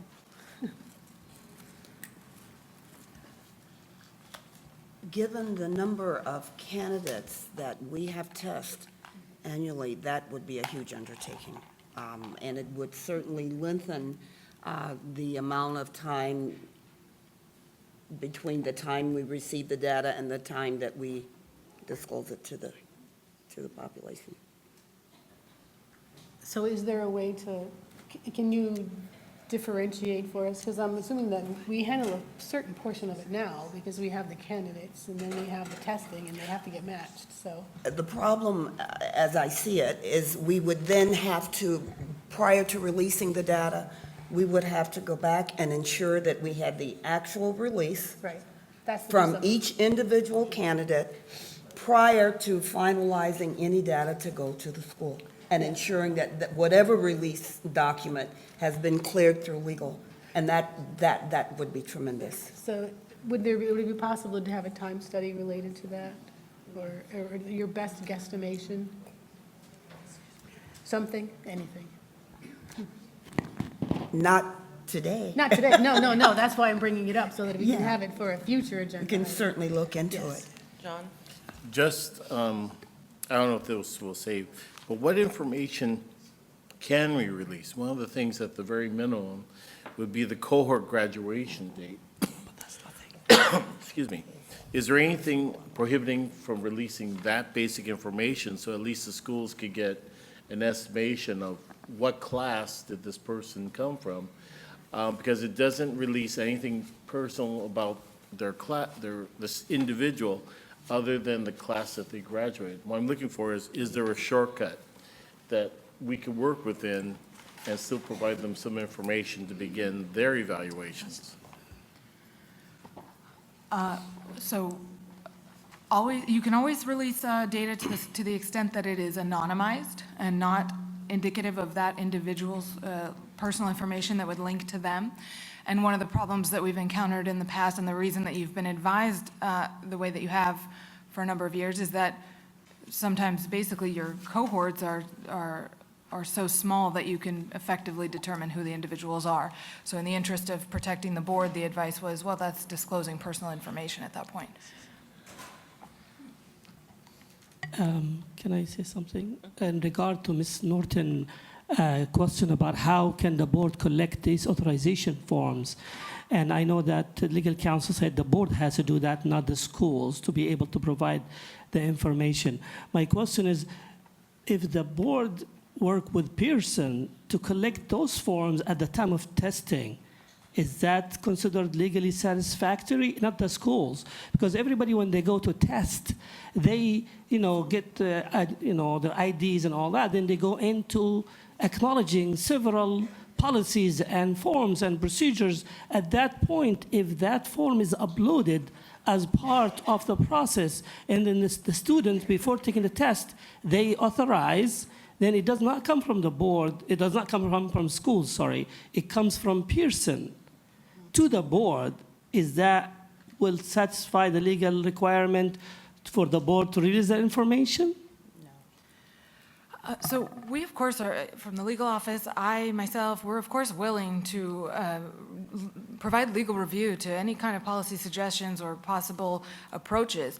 As it stands currently, that doesn't seem, certainly in the place we are now, it wouldn't be appropriate to release that information. From what you seem to be describing, it seems to be similar to what was suggested earlier, which is waivers coming from other entities. If it's something specifically brought to the board, we can review a policy or an approach, but at this, it does not sound like that would satisfy IPA concerns. Also, board members, just to kind of close the loop, the IPA itself provides some pretty severe penalties for violating it, and I don't want to be alarmist, but I do want to make you aware that the IPA provides for damages for improper disclosure. It provides for injunctive relief against the board. So the board, there is a liability attached to improper release. I'd like this group to draft at minimum, I mean, regardless of how this board's going to act, if it's going to act today, draft something for us as though it's coming from the board, send it to us in a Word document, let us edit, and then you get another tool to hopefully lobby the legislature for this Information Practices Act. That's what I encourage you to do. I mean, of course, I want to caution that we don't provide legal advice to the public, but of course, we will review anything the board has as a potential policy. I just want to make a comment to Mr. John's comment. Actually, as a directors, the board wants us, the programs, to evaluate our curriculum, resources, faculty performance, facility, every term, to evaluate the progress of our student performance, school performance. Please note this, NCLEX is the ultimate test, will decide whether they're ready to get a license or not. When they take this test, if you don't release me a tool, which areas our students are deficient, it is not gonna improve current students' performance, future students who are coming to our programs' performance, and it's not good for the community. I hear as an educator, some students don't pass for 3 years. I question myself, I don't want this student to take care of me or my loved ones or anybody. They need to go back, retrain. Though they pass their theory after 3 years, 10 attempts, 20 attempts, the board will give, thank you very much for that. I don't have a problem, but my concern is how can they remember to insert a Foley catheter without compromising sterile technique? They need to go back to school in order to serve the public. Please, I understand the confidentiality is a factor here, but we have to think about the consumer safety and the future performance of the current students, future students who are going to enroll into the program. Please, as a director, I'm requesting the board, give me a tool where my students, when they pass NCLEX, which areas Maybe my students are failing in fundamentals, then I will revamp my curriculum in fundamentals. If they're failing in PEDS, that will give me an idea, okay, we need to improve in PEDS. Maybe our faculty is not teaching, emphasizing the key factors. So all I am asking is a tool, maybe a deficiency areas when they fail, so we can improve our performance and current students' performance and future student performance. Thank you so much. Donna? I think my, We've discussed a lot, oh, sorry. Can I? so I think that my question might be for legal. So if the students signed at the time that they entered school, and so that it was that every student had to sign if they wanted to go to this school, that the tests would be released, if they signed a waiver at that time, would it suffice so that the board could then release the information, which then we would not have to look and see, does each individual person have a waiver? It would come on the school's side that if they want to attend that school, they must sign this waiver. Would that suffice to counter the privacy regulation from the Information Practice Act? Well, I'm not, it doesn't seem to me that would satisfy the IPA concerns. And more importantly, I think then the board would be in a position where they're, I guess then you're sort of accepting at your own risk the idea that someone has waived their concerns. Typically, the board would accept a waiver that's explicit as to how long the length of that waiver lasts, and then they would be clear as to what they can release and when. It just seems that we all want the same thing, and we just can't find a way to get there. So I think we have to think outside the box and think creatively about how do we get what we want, because the ultimate protection is to the consumer, and we need to have adequately trained nurses. We need to empower the schools that we hold responsible for turning out those students, and we have to hold ourselves accountable for holding the schools accountable. So I think that we do need to come to a solution, and it's concerning that other areas are so much further ahead than we are. So. Yes, Ms. Estrada? I think that we've really done a good job in looking at all the factors together on this issue.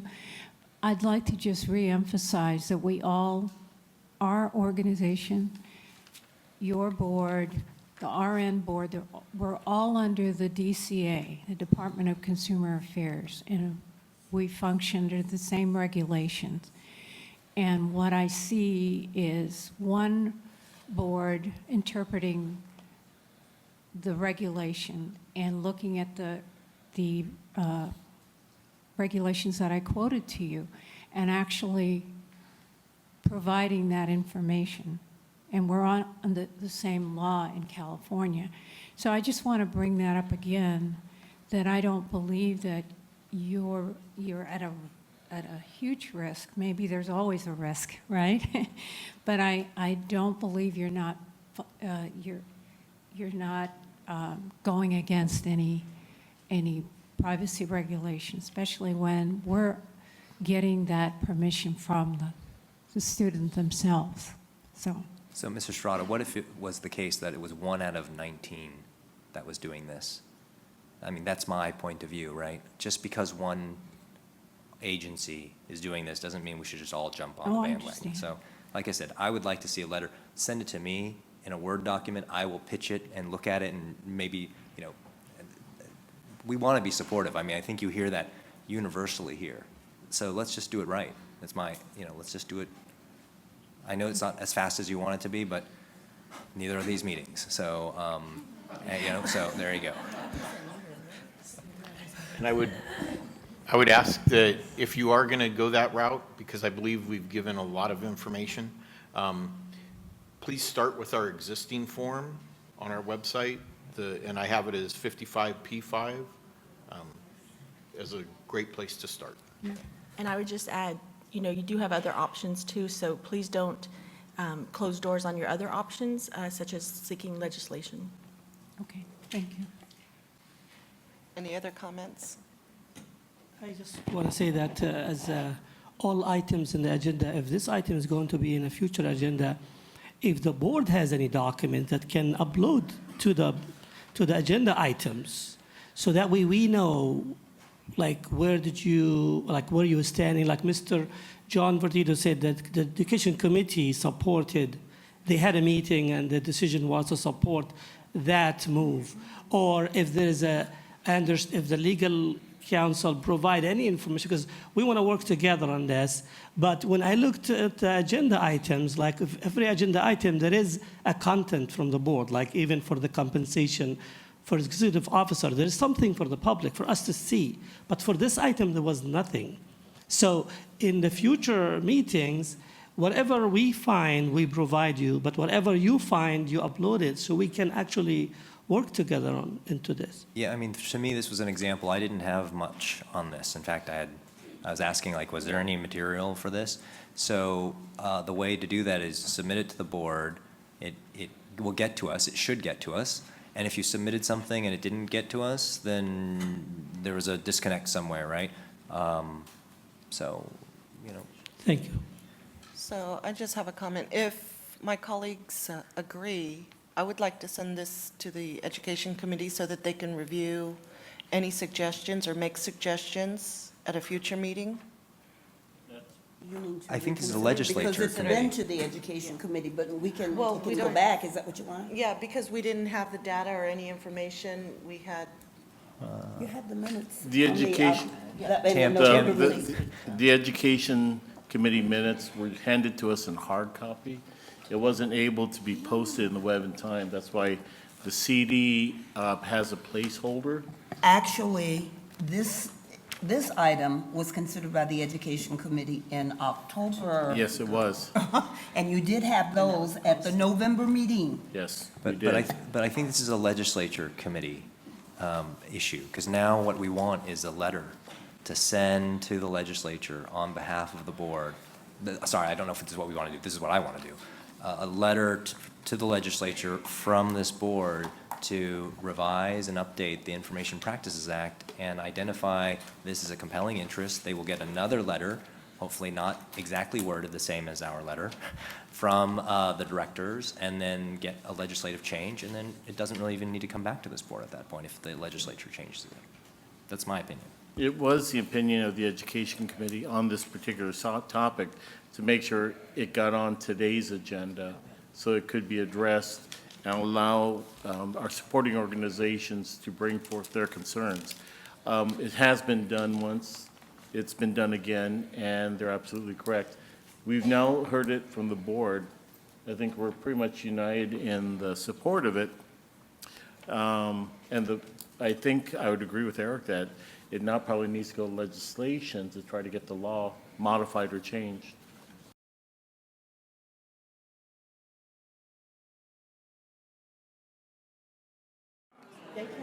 Is everybody here? Yeah, we have all the board members. We have it. We're going to get back on record now. We have all the board members in the building. Oh, where's Rebecca? Oh, there's Rebecca. And we have our legal counsel here. So we're going to go back on record. We're on agenda item number 24, the Executive Officer's Report, which includes the following report. A, the Education Division, B, the Enforcement Division, C, Licensing Division, and D, Staffing Updates. And Ms. Cheryl is going to give us that report. Thank you, Madam President. We'll begin with the Education Division report. You have a 7-page report in your packet that's also listed on the website. The one update that I do have, in addition to what was there, is with respect to the CE audit and the post-licensure education. As the report indicates, the post-licensure education unit became a part of the Education Division effective December 1. And the reason that unit was moved was to consolidate education processes to better ensure compliance with applicable statutory and regulatory requirements and enhance consumer protection. As of February 6, 2017, we had processed 1,594 responses to the CE audit. Of those, 1,098 were VN, 496 were Psych Tech, for a total of 1,579 that were found compliant. Questionable results were totaled 13. 2 licensees were, at that point, were found to be non-compliant, for a total of 1,594. Now, the other thing that I do need to bring to your attention, we do have a number of letters that went out to licensees that were returned by the U.S. Postal Service as unable to deliver those. Those are requiring additional review, and the reason is, if you recall, there is a requirement in the regulations that licensees notify the board of their address changes within 30 days. So what that means is for that group of returned letters, those licensees may be non-compliant with that section in addition to any other areas. And I say maybe because what's occurring right now, we are reviewing address changes that have been submitted to the board to ensure that the address to which they were mailed matches the new, if any, address change that were submitted. So that is one item that's going on now. And then that completes it for the Education Division. In terms of the Enforcement Division, I don't have anything to add other than what is in the report that you have in your packet, unless there's something else that you'd like. So I have a question, and I don't know if this is the appropriate place to raise it. Would you like to finish first, Cheryl, and then we'll have questions for you after? Is that your preference? Okay. Yeah, well, that would be fine, either way. The Licensing Division report is very detailed. That, too, is a 5-page report that is in front of you that provides numbers as well as processing times. In addition, we do have a staffing update. And just to summarize, in the Enforcement Division, there is the Chief of the Enforcement Division position that is vacant as of 1/2017. We have begun interviews for that, to fill that vacancy. There are, I believe, 2 other candidates to be interviewed, and then we will be making a decision. That are scheduled for Tuesday. In terms of the complaint unit of the Enforcement Division, there are a total of 3 vacancies, 2 staff service analyst positions, and 1 management services technician position. Interviews are in progress for that one. The probation unit has no vacancies. The discipline unit, there are 3.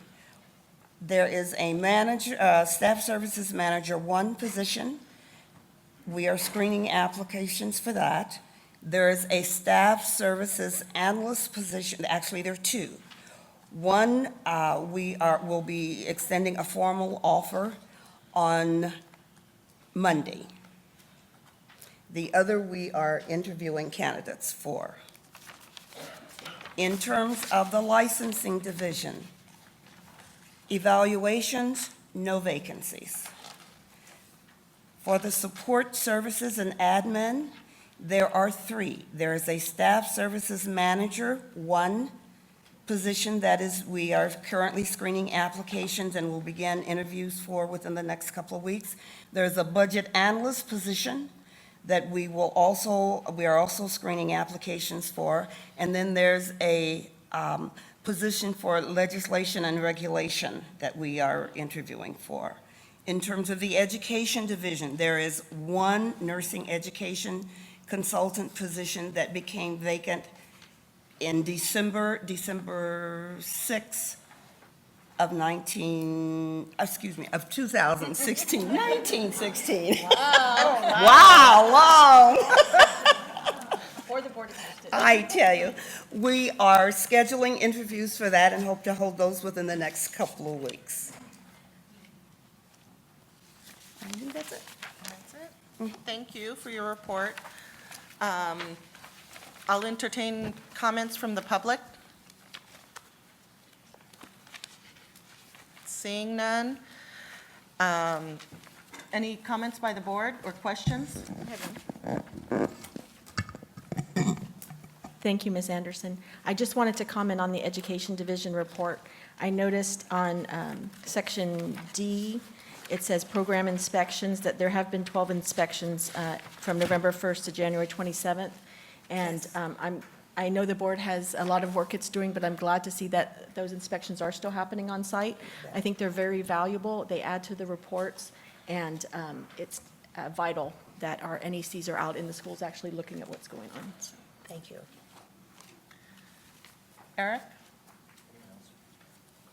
So, Cheryl, I'm wondering if you could shed some light on light on the audit that went out, that 50-some-odd thousand mailer. And I ask because sometimes media does not get it right, and I want to get a sense from your being in what happened. Can you tell us what happened?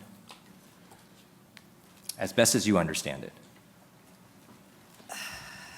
I think the information that you have, not necessarily all from the media, is pretty complete. The total, from what as I said, the audit was in process when that unit became a part of the Education Division. The total audited population, from my understanding, includes some 50,000 licenses. And what we were checking to see, or what the board is looking at, is the compliance of licensees with two requirements. First, the requirement to complete 30 hours of continuing education. That's satisfactory to the board within for any renewal period. And that's, in other words, that 30 hours of continuing education that's related to the scope of practice of either the LVN or the Psych-Tech, it must be completed as a condition of license renewal. This next part is the part that sometimes candidates or licensees seem to forget, is that the regulations also require candidates to maintain a copy of their completion certificates for a period of 4 years. So that's the legal basis that the information was looked at. Now, in terms of what was disseminated, it's true, the dissemination was to be staggered. That did not occur.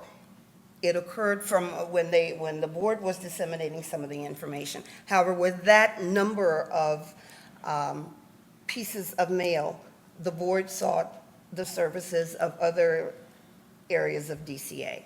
And from what I understand, that dissemination occurred en masse rather than staggered, which resulted in the problem that's there.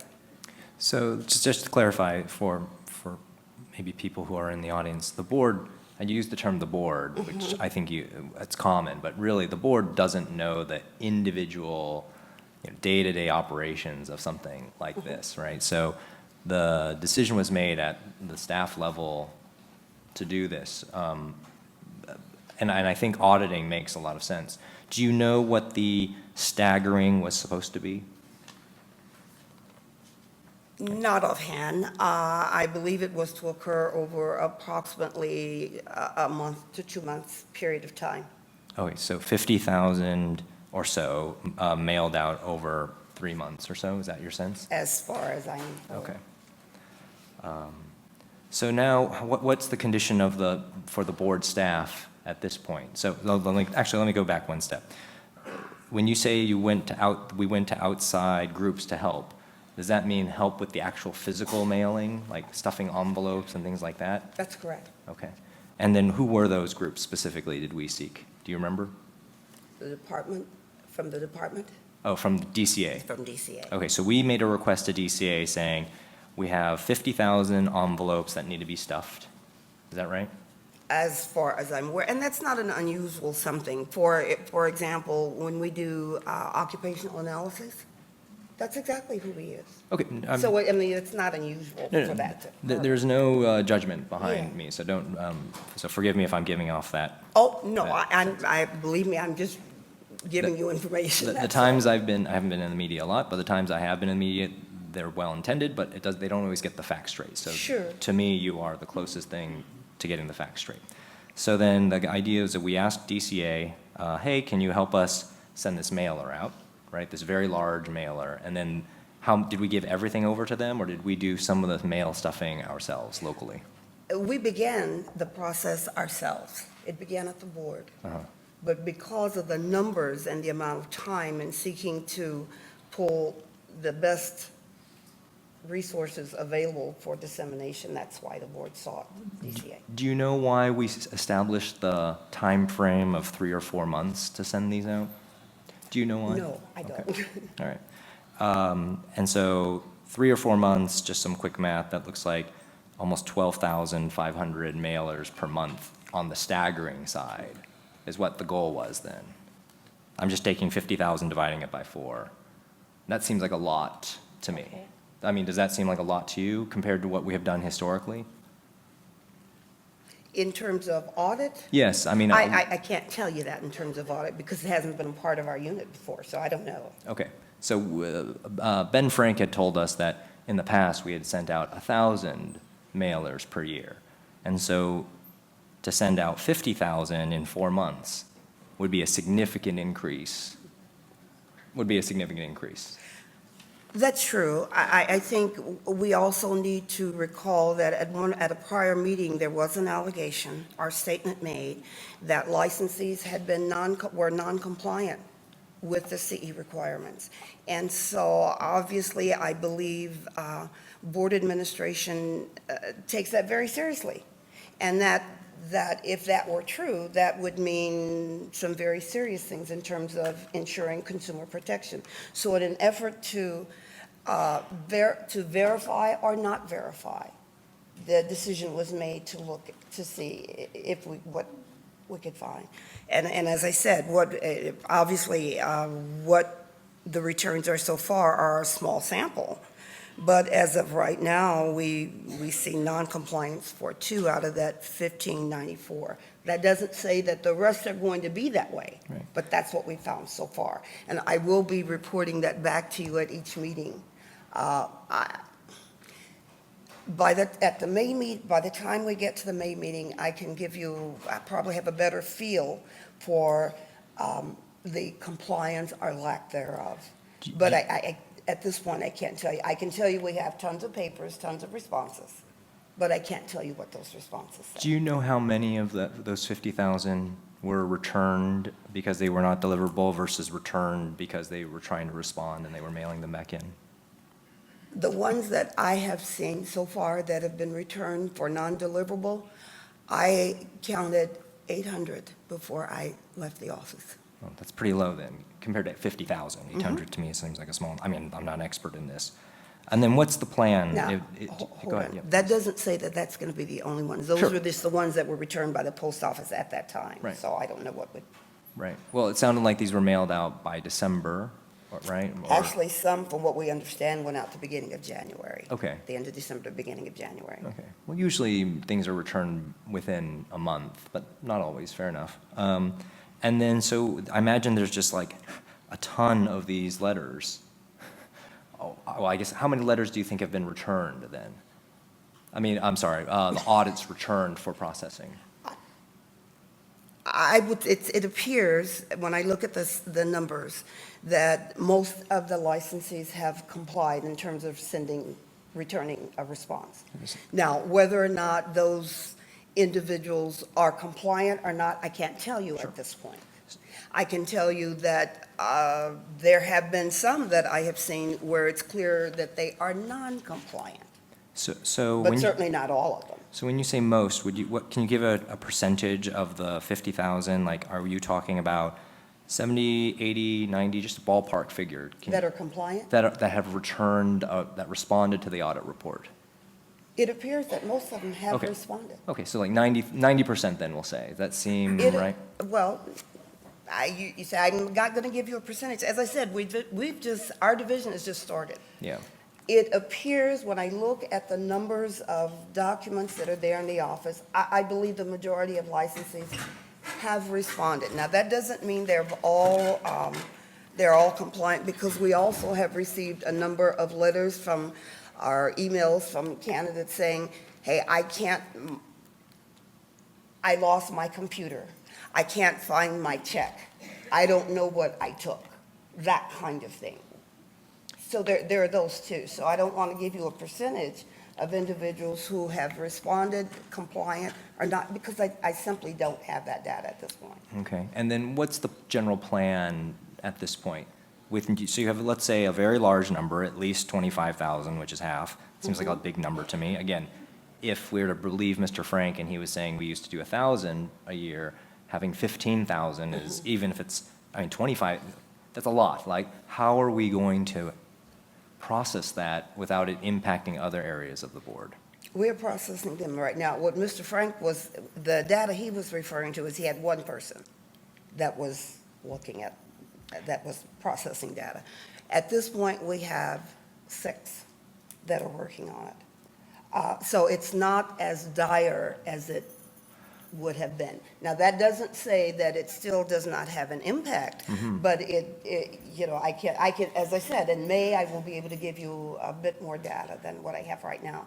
But, because we've only had them for just a few weeks. Yeah, but those 5 other people presumably be working on other things. Like, we had to take something off of their plates so that they could do this ad hoc work, correct? I don't disagree with you. Yeah. They were not. If you're asking me, were they sitting, or did we hire them just for this? The answer is no. 2 of those people are retired annuitants. 3 are staff that we're able to get from AARP at no cost to the board. And we are looking into pulling in more. We also have 3 permanent full staff that we're looking at assigning to that. They are doing that in addition to other duties that they have. So right now, it appears to be workable. Are the staff busy? The answer is yes. Is it doable? Yes, it's a project that we do just as we do any other projects, which is what we've responded to before. So just one last request I have, and then I don't have any, I have other ideas, but I'll give up the microphone. When this is reconciling and we're figuring out exactly how we're going to tackle this, if we can look at, I presume that you would agree we don't want to do this again this way, right? You would agree with that? I don't believe this would occur again in mass. This right now is to establish a baseline. Yeah. It would not occur this way in mass. Okay. All right. Very good. Thank you. Cheryl, did I hear you correctly that we have essentially 3 volunteer positions working on this? That's correct. So it's not actually impacting our budget or our No. full-time staff? Okay. No. Thank you. And as I said, we are in the process of securing additional volunteer help. And they do work full-time. Donna? Thank you. So my question actually was about the 3 from the AARP, which kind of leads into the volunteers. What is their role? What are they opening the envelopes, or have they been schooled in what's acceptable for compliance, what's not? So are they completing the task, or are they just opening the envelope and moving the task? No, the envelopes have all been opened at this point. What we have done, we have I actually came up with an abbreviated form where it actually takes about less than a minute to actually review the documents that are required. In other words, the CE certificates. The first thing is to identify the renewal period. When does the license expire? Then identify the renewal period for which the candidate or the licensee was to submit data. And then just to look at the actual documents that were submitted. For example, if the license expired December of 2018, that meant it was last renewed December 30th, 2000, or the renewal period would have been December 30th, 2014 to December 30th, 2016. So then you're just looking for the CE certificates that fall within that time frame. And then it's a matter of adding them up to see if it adds up to 30 hours. Once that's done and verified, then there is a form letter that goes back out to the licensee. So, I'm not done yet, John. So what about the licensees that didn't submit CE certificates but submitted school transcripts from being in an RN program or something like that? The same type, because there's no CE certificate with that, there's just a transcript. You don't need one. And the reason is because the existing regulations say that one may use courses that are prerequisite to or a part of an RN program. Okay. So that you don't need to, if we have the transcript, we're fine. Okay. And then my third question is, are we notifying the licensees that their audit has been received and that they are cleared? Yes. We are. So we're sending them a letter back? Yes. Who's sending that letter out? Would it be the same person that's looking at it? Yes. Okay. Thank you. And I believe, go ahead. Oh, just for the record, I received one of the letters. I submitted my paperwork for my renewal as requested, and I had the actual certificates, some of them from CVNE and other sources. And I got my letter back saying it's been received and approved in approximately 3 weeks. So I think the turnaround time was very reasonable, and I submitted like everybody else, stuck it in the mail. But John, someone could have seen your name and recognized your name. I would have done it first if I saw it and I was on staff. Well, that's not how it occurred. That's not how it occurred. I can actually verify that because I've been audited before, and it took quite a long time. So, Well, I just include stickers. Yeah, we don't pull just on the basis of a name. I need more clout then, because I got audited and I have not got mine back yet. Yeah, so. mine took forever, so. Well, this is the second time I've been audited as a nurse. I guess unicorn stickers and Mickey Mouse stickers made a difference in putting it through. So then my next question would be, because I work in the public, so I got this question a lot from my fellow nurses, is what if, because a lot of people tried to fax it, and the fax machines, I myself tried for 2 days, and there was no way you were going to get through that fax machine. So they mailed it. Some mailed it certified, some didn't mail it certified. So what are we prepared to do, since there were 50,000 pieces of mail coming back in, if someone says, I sent it, but you didn't receive it? Are we?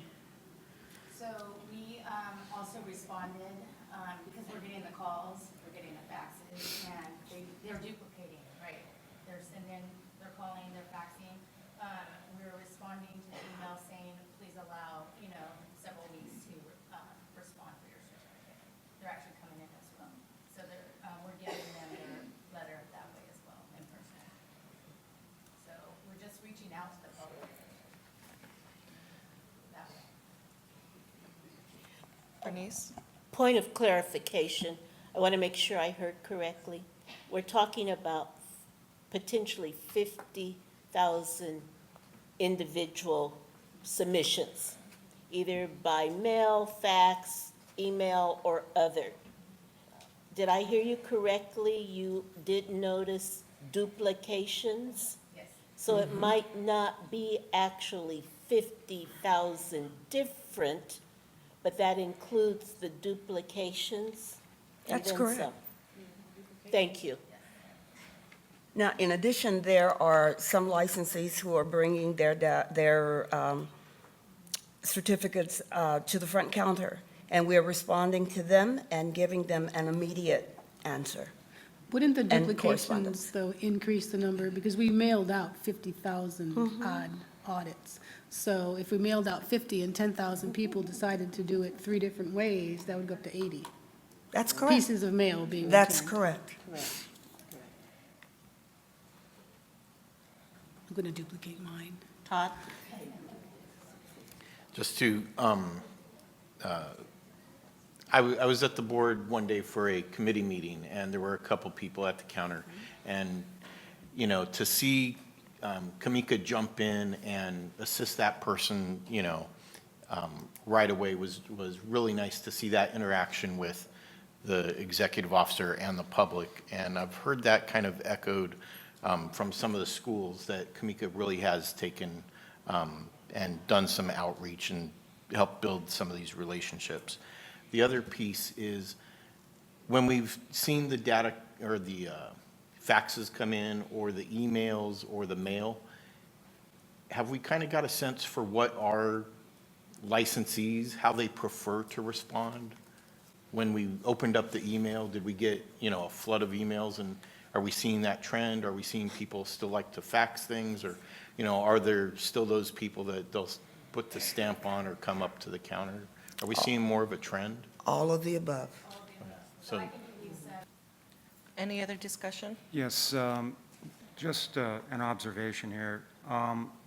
This has become an issue because the mechanism for CE compliance, although it's not a case of first impression for our board, what is more challenging is the volume of CE audits that we're sending out. So my understanding is this: based on the returns that we receive from the licensees, we're going to have three broad categories. Either the individual is fully compliant, partially compliant, or non-compliant. So I'm wondering if our EO might speak to those different contingencies. If they're fully compliant with the audit, that's not going to be an issue. But my understanding is that under the code and regulations, the result of non-compliance is suspension. Is that right? No, that's not correct. We issue citations for non-compliance. Because there are two things. First of all, they've renewed their license reporting that they did complete 30 hours of CE that's applicable, when in fact that may or may not be correct. So there are two issues. The first would be misrepresentation, and the second would be non-compliance with the CE requirement for relicensure. Okay, and then for the licensees who are non-compliant? Those clearly would go to the enforcement division. If what we have is, for example, if someone submitted, if we were able to confirm 15 hours rather than the 30, we would then send the second letter out to the licensee saying we were able to confirm 15. What have you completed the remainder?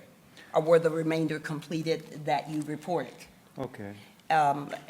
So, it would vary depending on which one it is. But clearly, if they have totally misrepresented and they're non-compliant, and there are those licensees out there who have done that, we've been able to confirm some, then those would be the issue that would be referred to enforcement. So the CE requirement, is that currently done on an annual basis of self-reporting? No, the CE is completed and reported as a condition of relicensure. So the relicensure is every 2 years. Okay.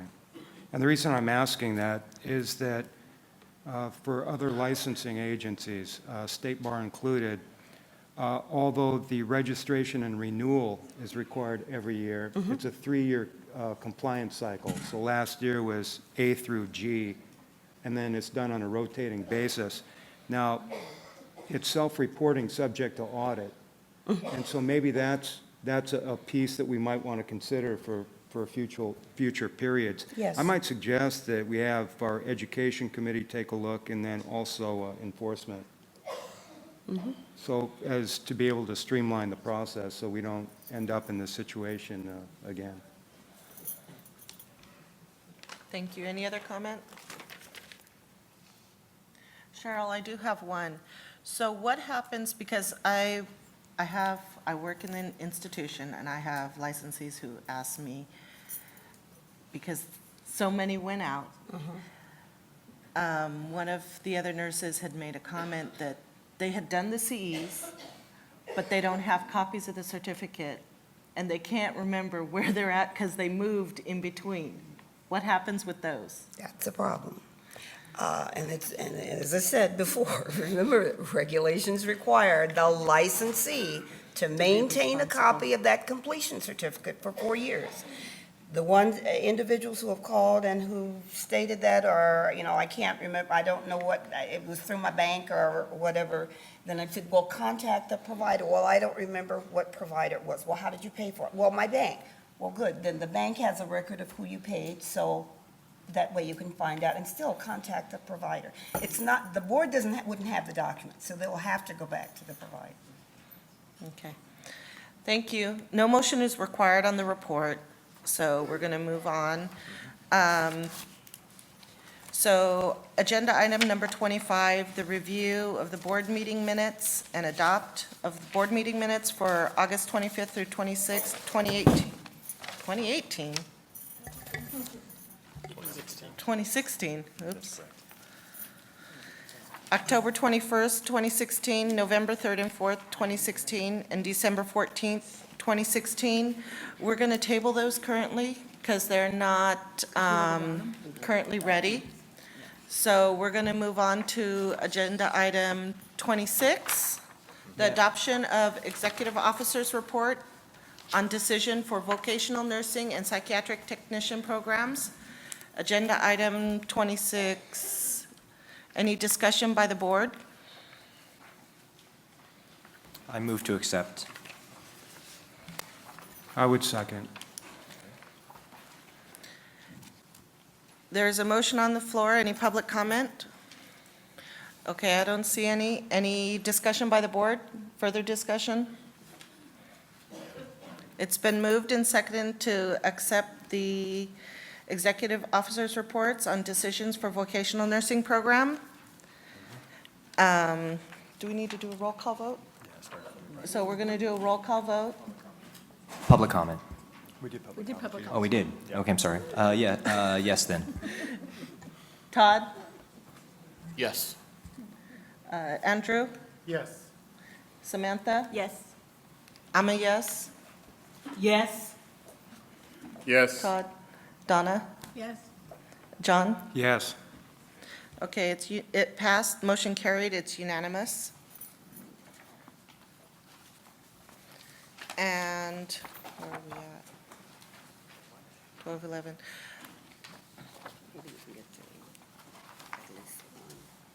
We will try to start on agenda item number 27 before taking a lunch break. So the agenda item 27 is the Nursing Education Consultants Report on the VN and PT programs. We're going to start with 27A1.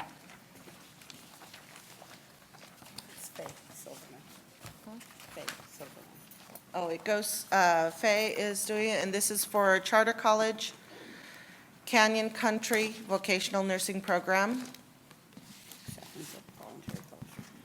Is it working? Okay. Charter College Canyon Country Vocational Nursing Program is being presented for consideration of program closure effective December 15th, 2016. They were at the last board meeting. They voluntarily have requested to close their program.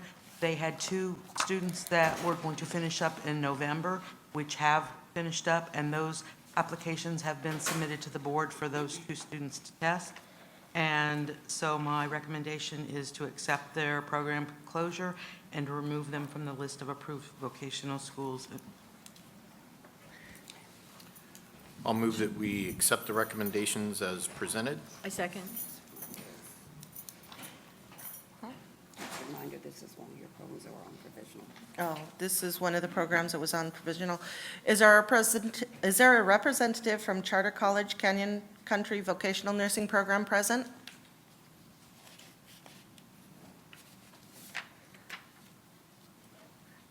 I see none. And there's a motion on the floor currently and a second. Is there any public comment? None. I see none. Any discussion from the board? So it's been moved and seconded to accept the NEC's recommendation to accept the voluntary closure of Charter College Canyon Country Vocational Nursing Program and remove them from the list of approved vocational nursing programs immediately. We'll do a roll call vote, starting with Eric on my right, Yes. Todd, Yes? Andrew, Yes. Samantha, Yes. myself is a yes, Yes. John, Yes. Donna, Yes. John. Yes. Okay, motion carried, it's unanimous. Let's see, do we have time to go through? This might be long. Angela's pretty short, I think.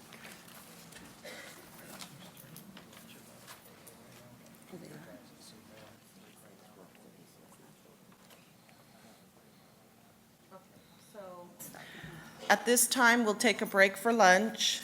Let's give half an hour? No, an hour?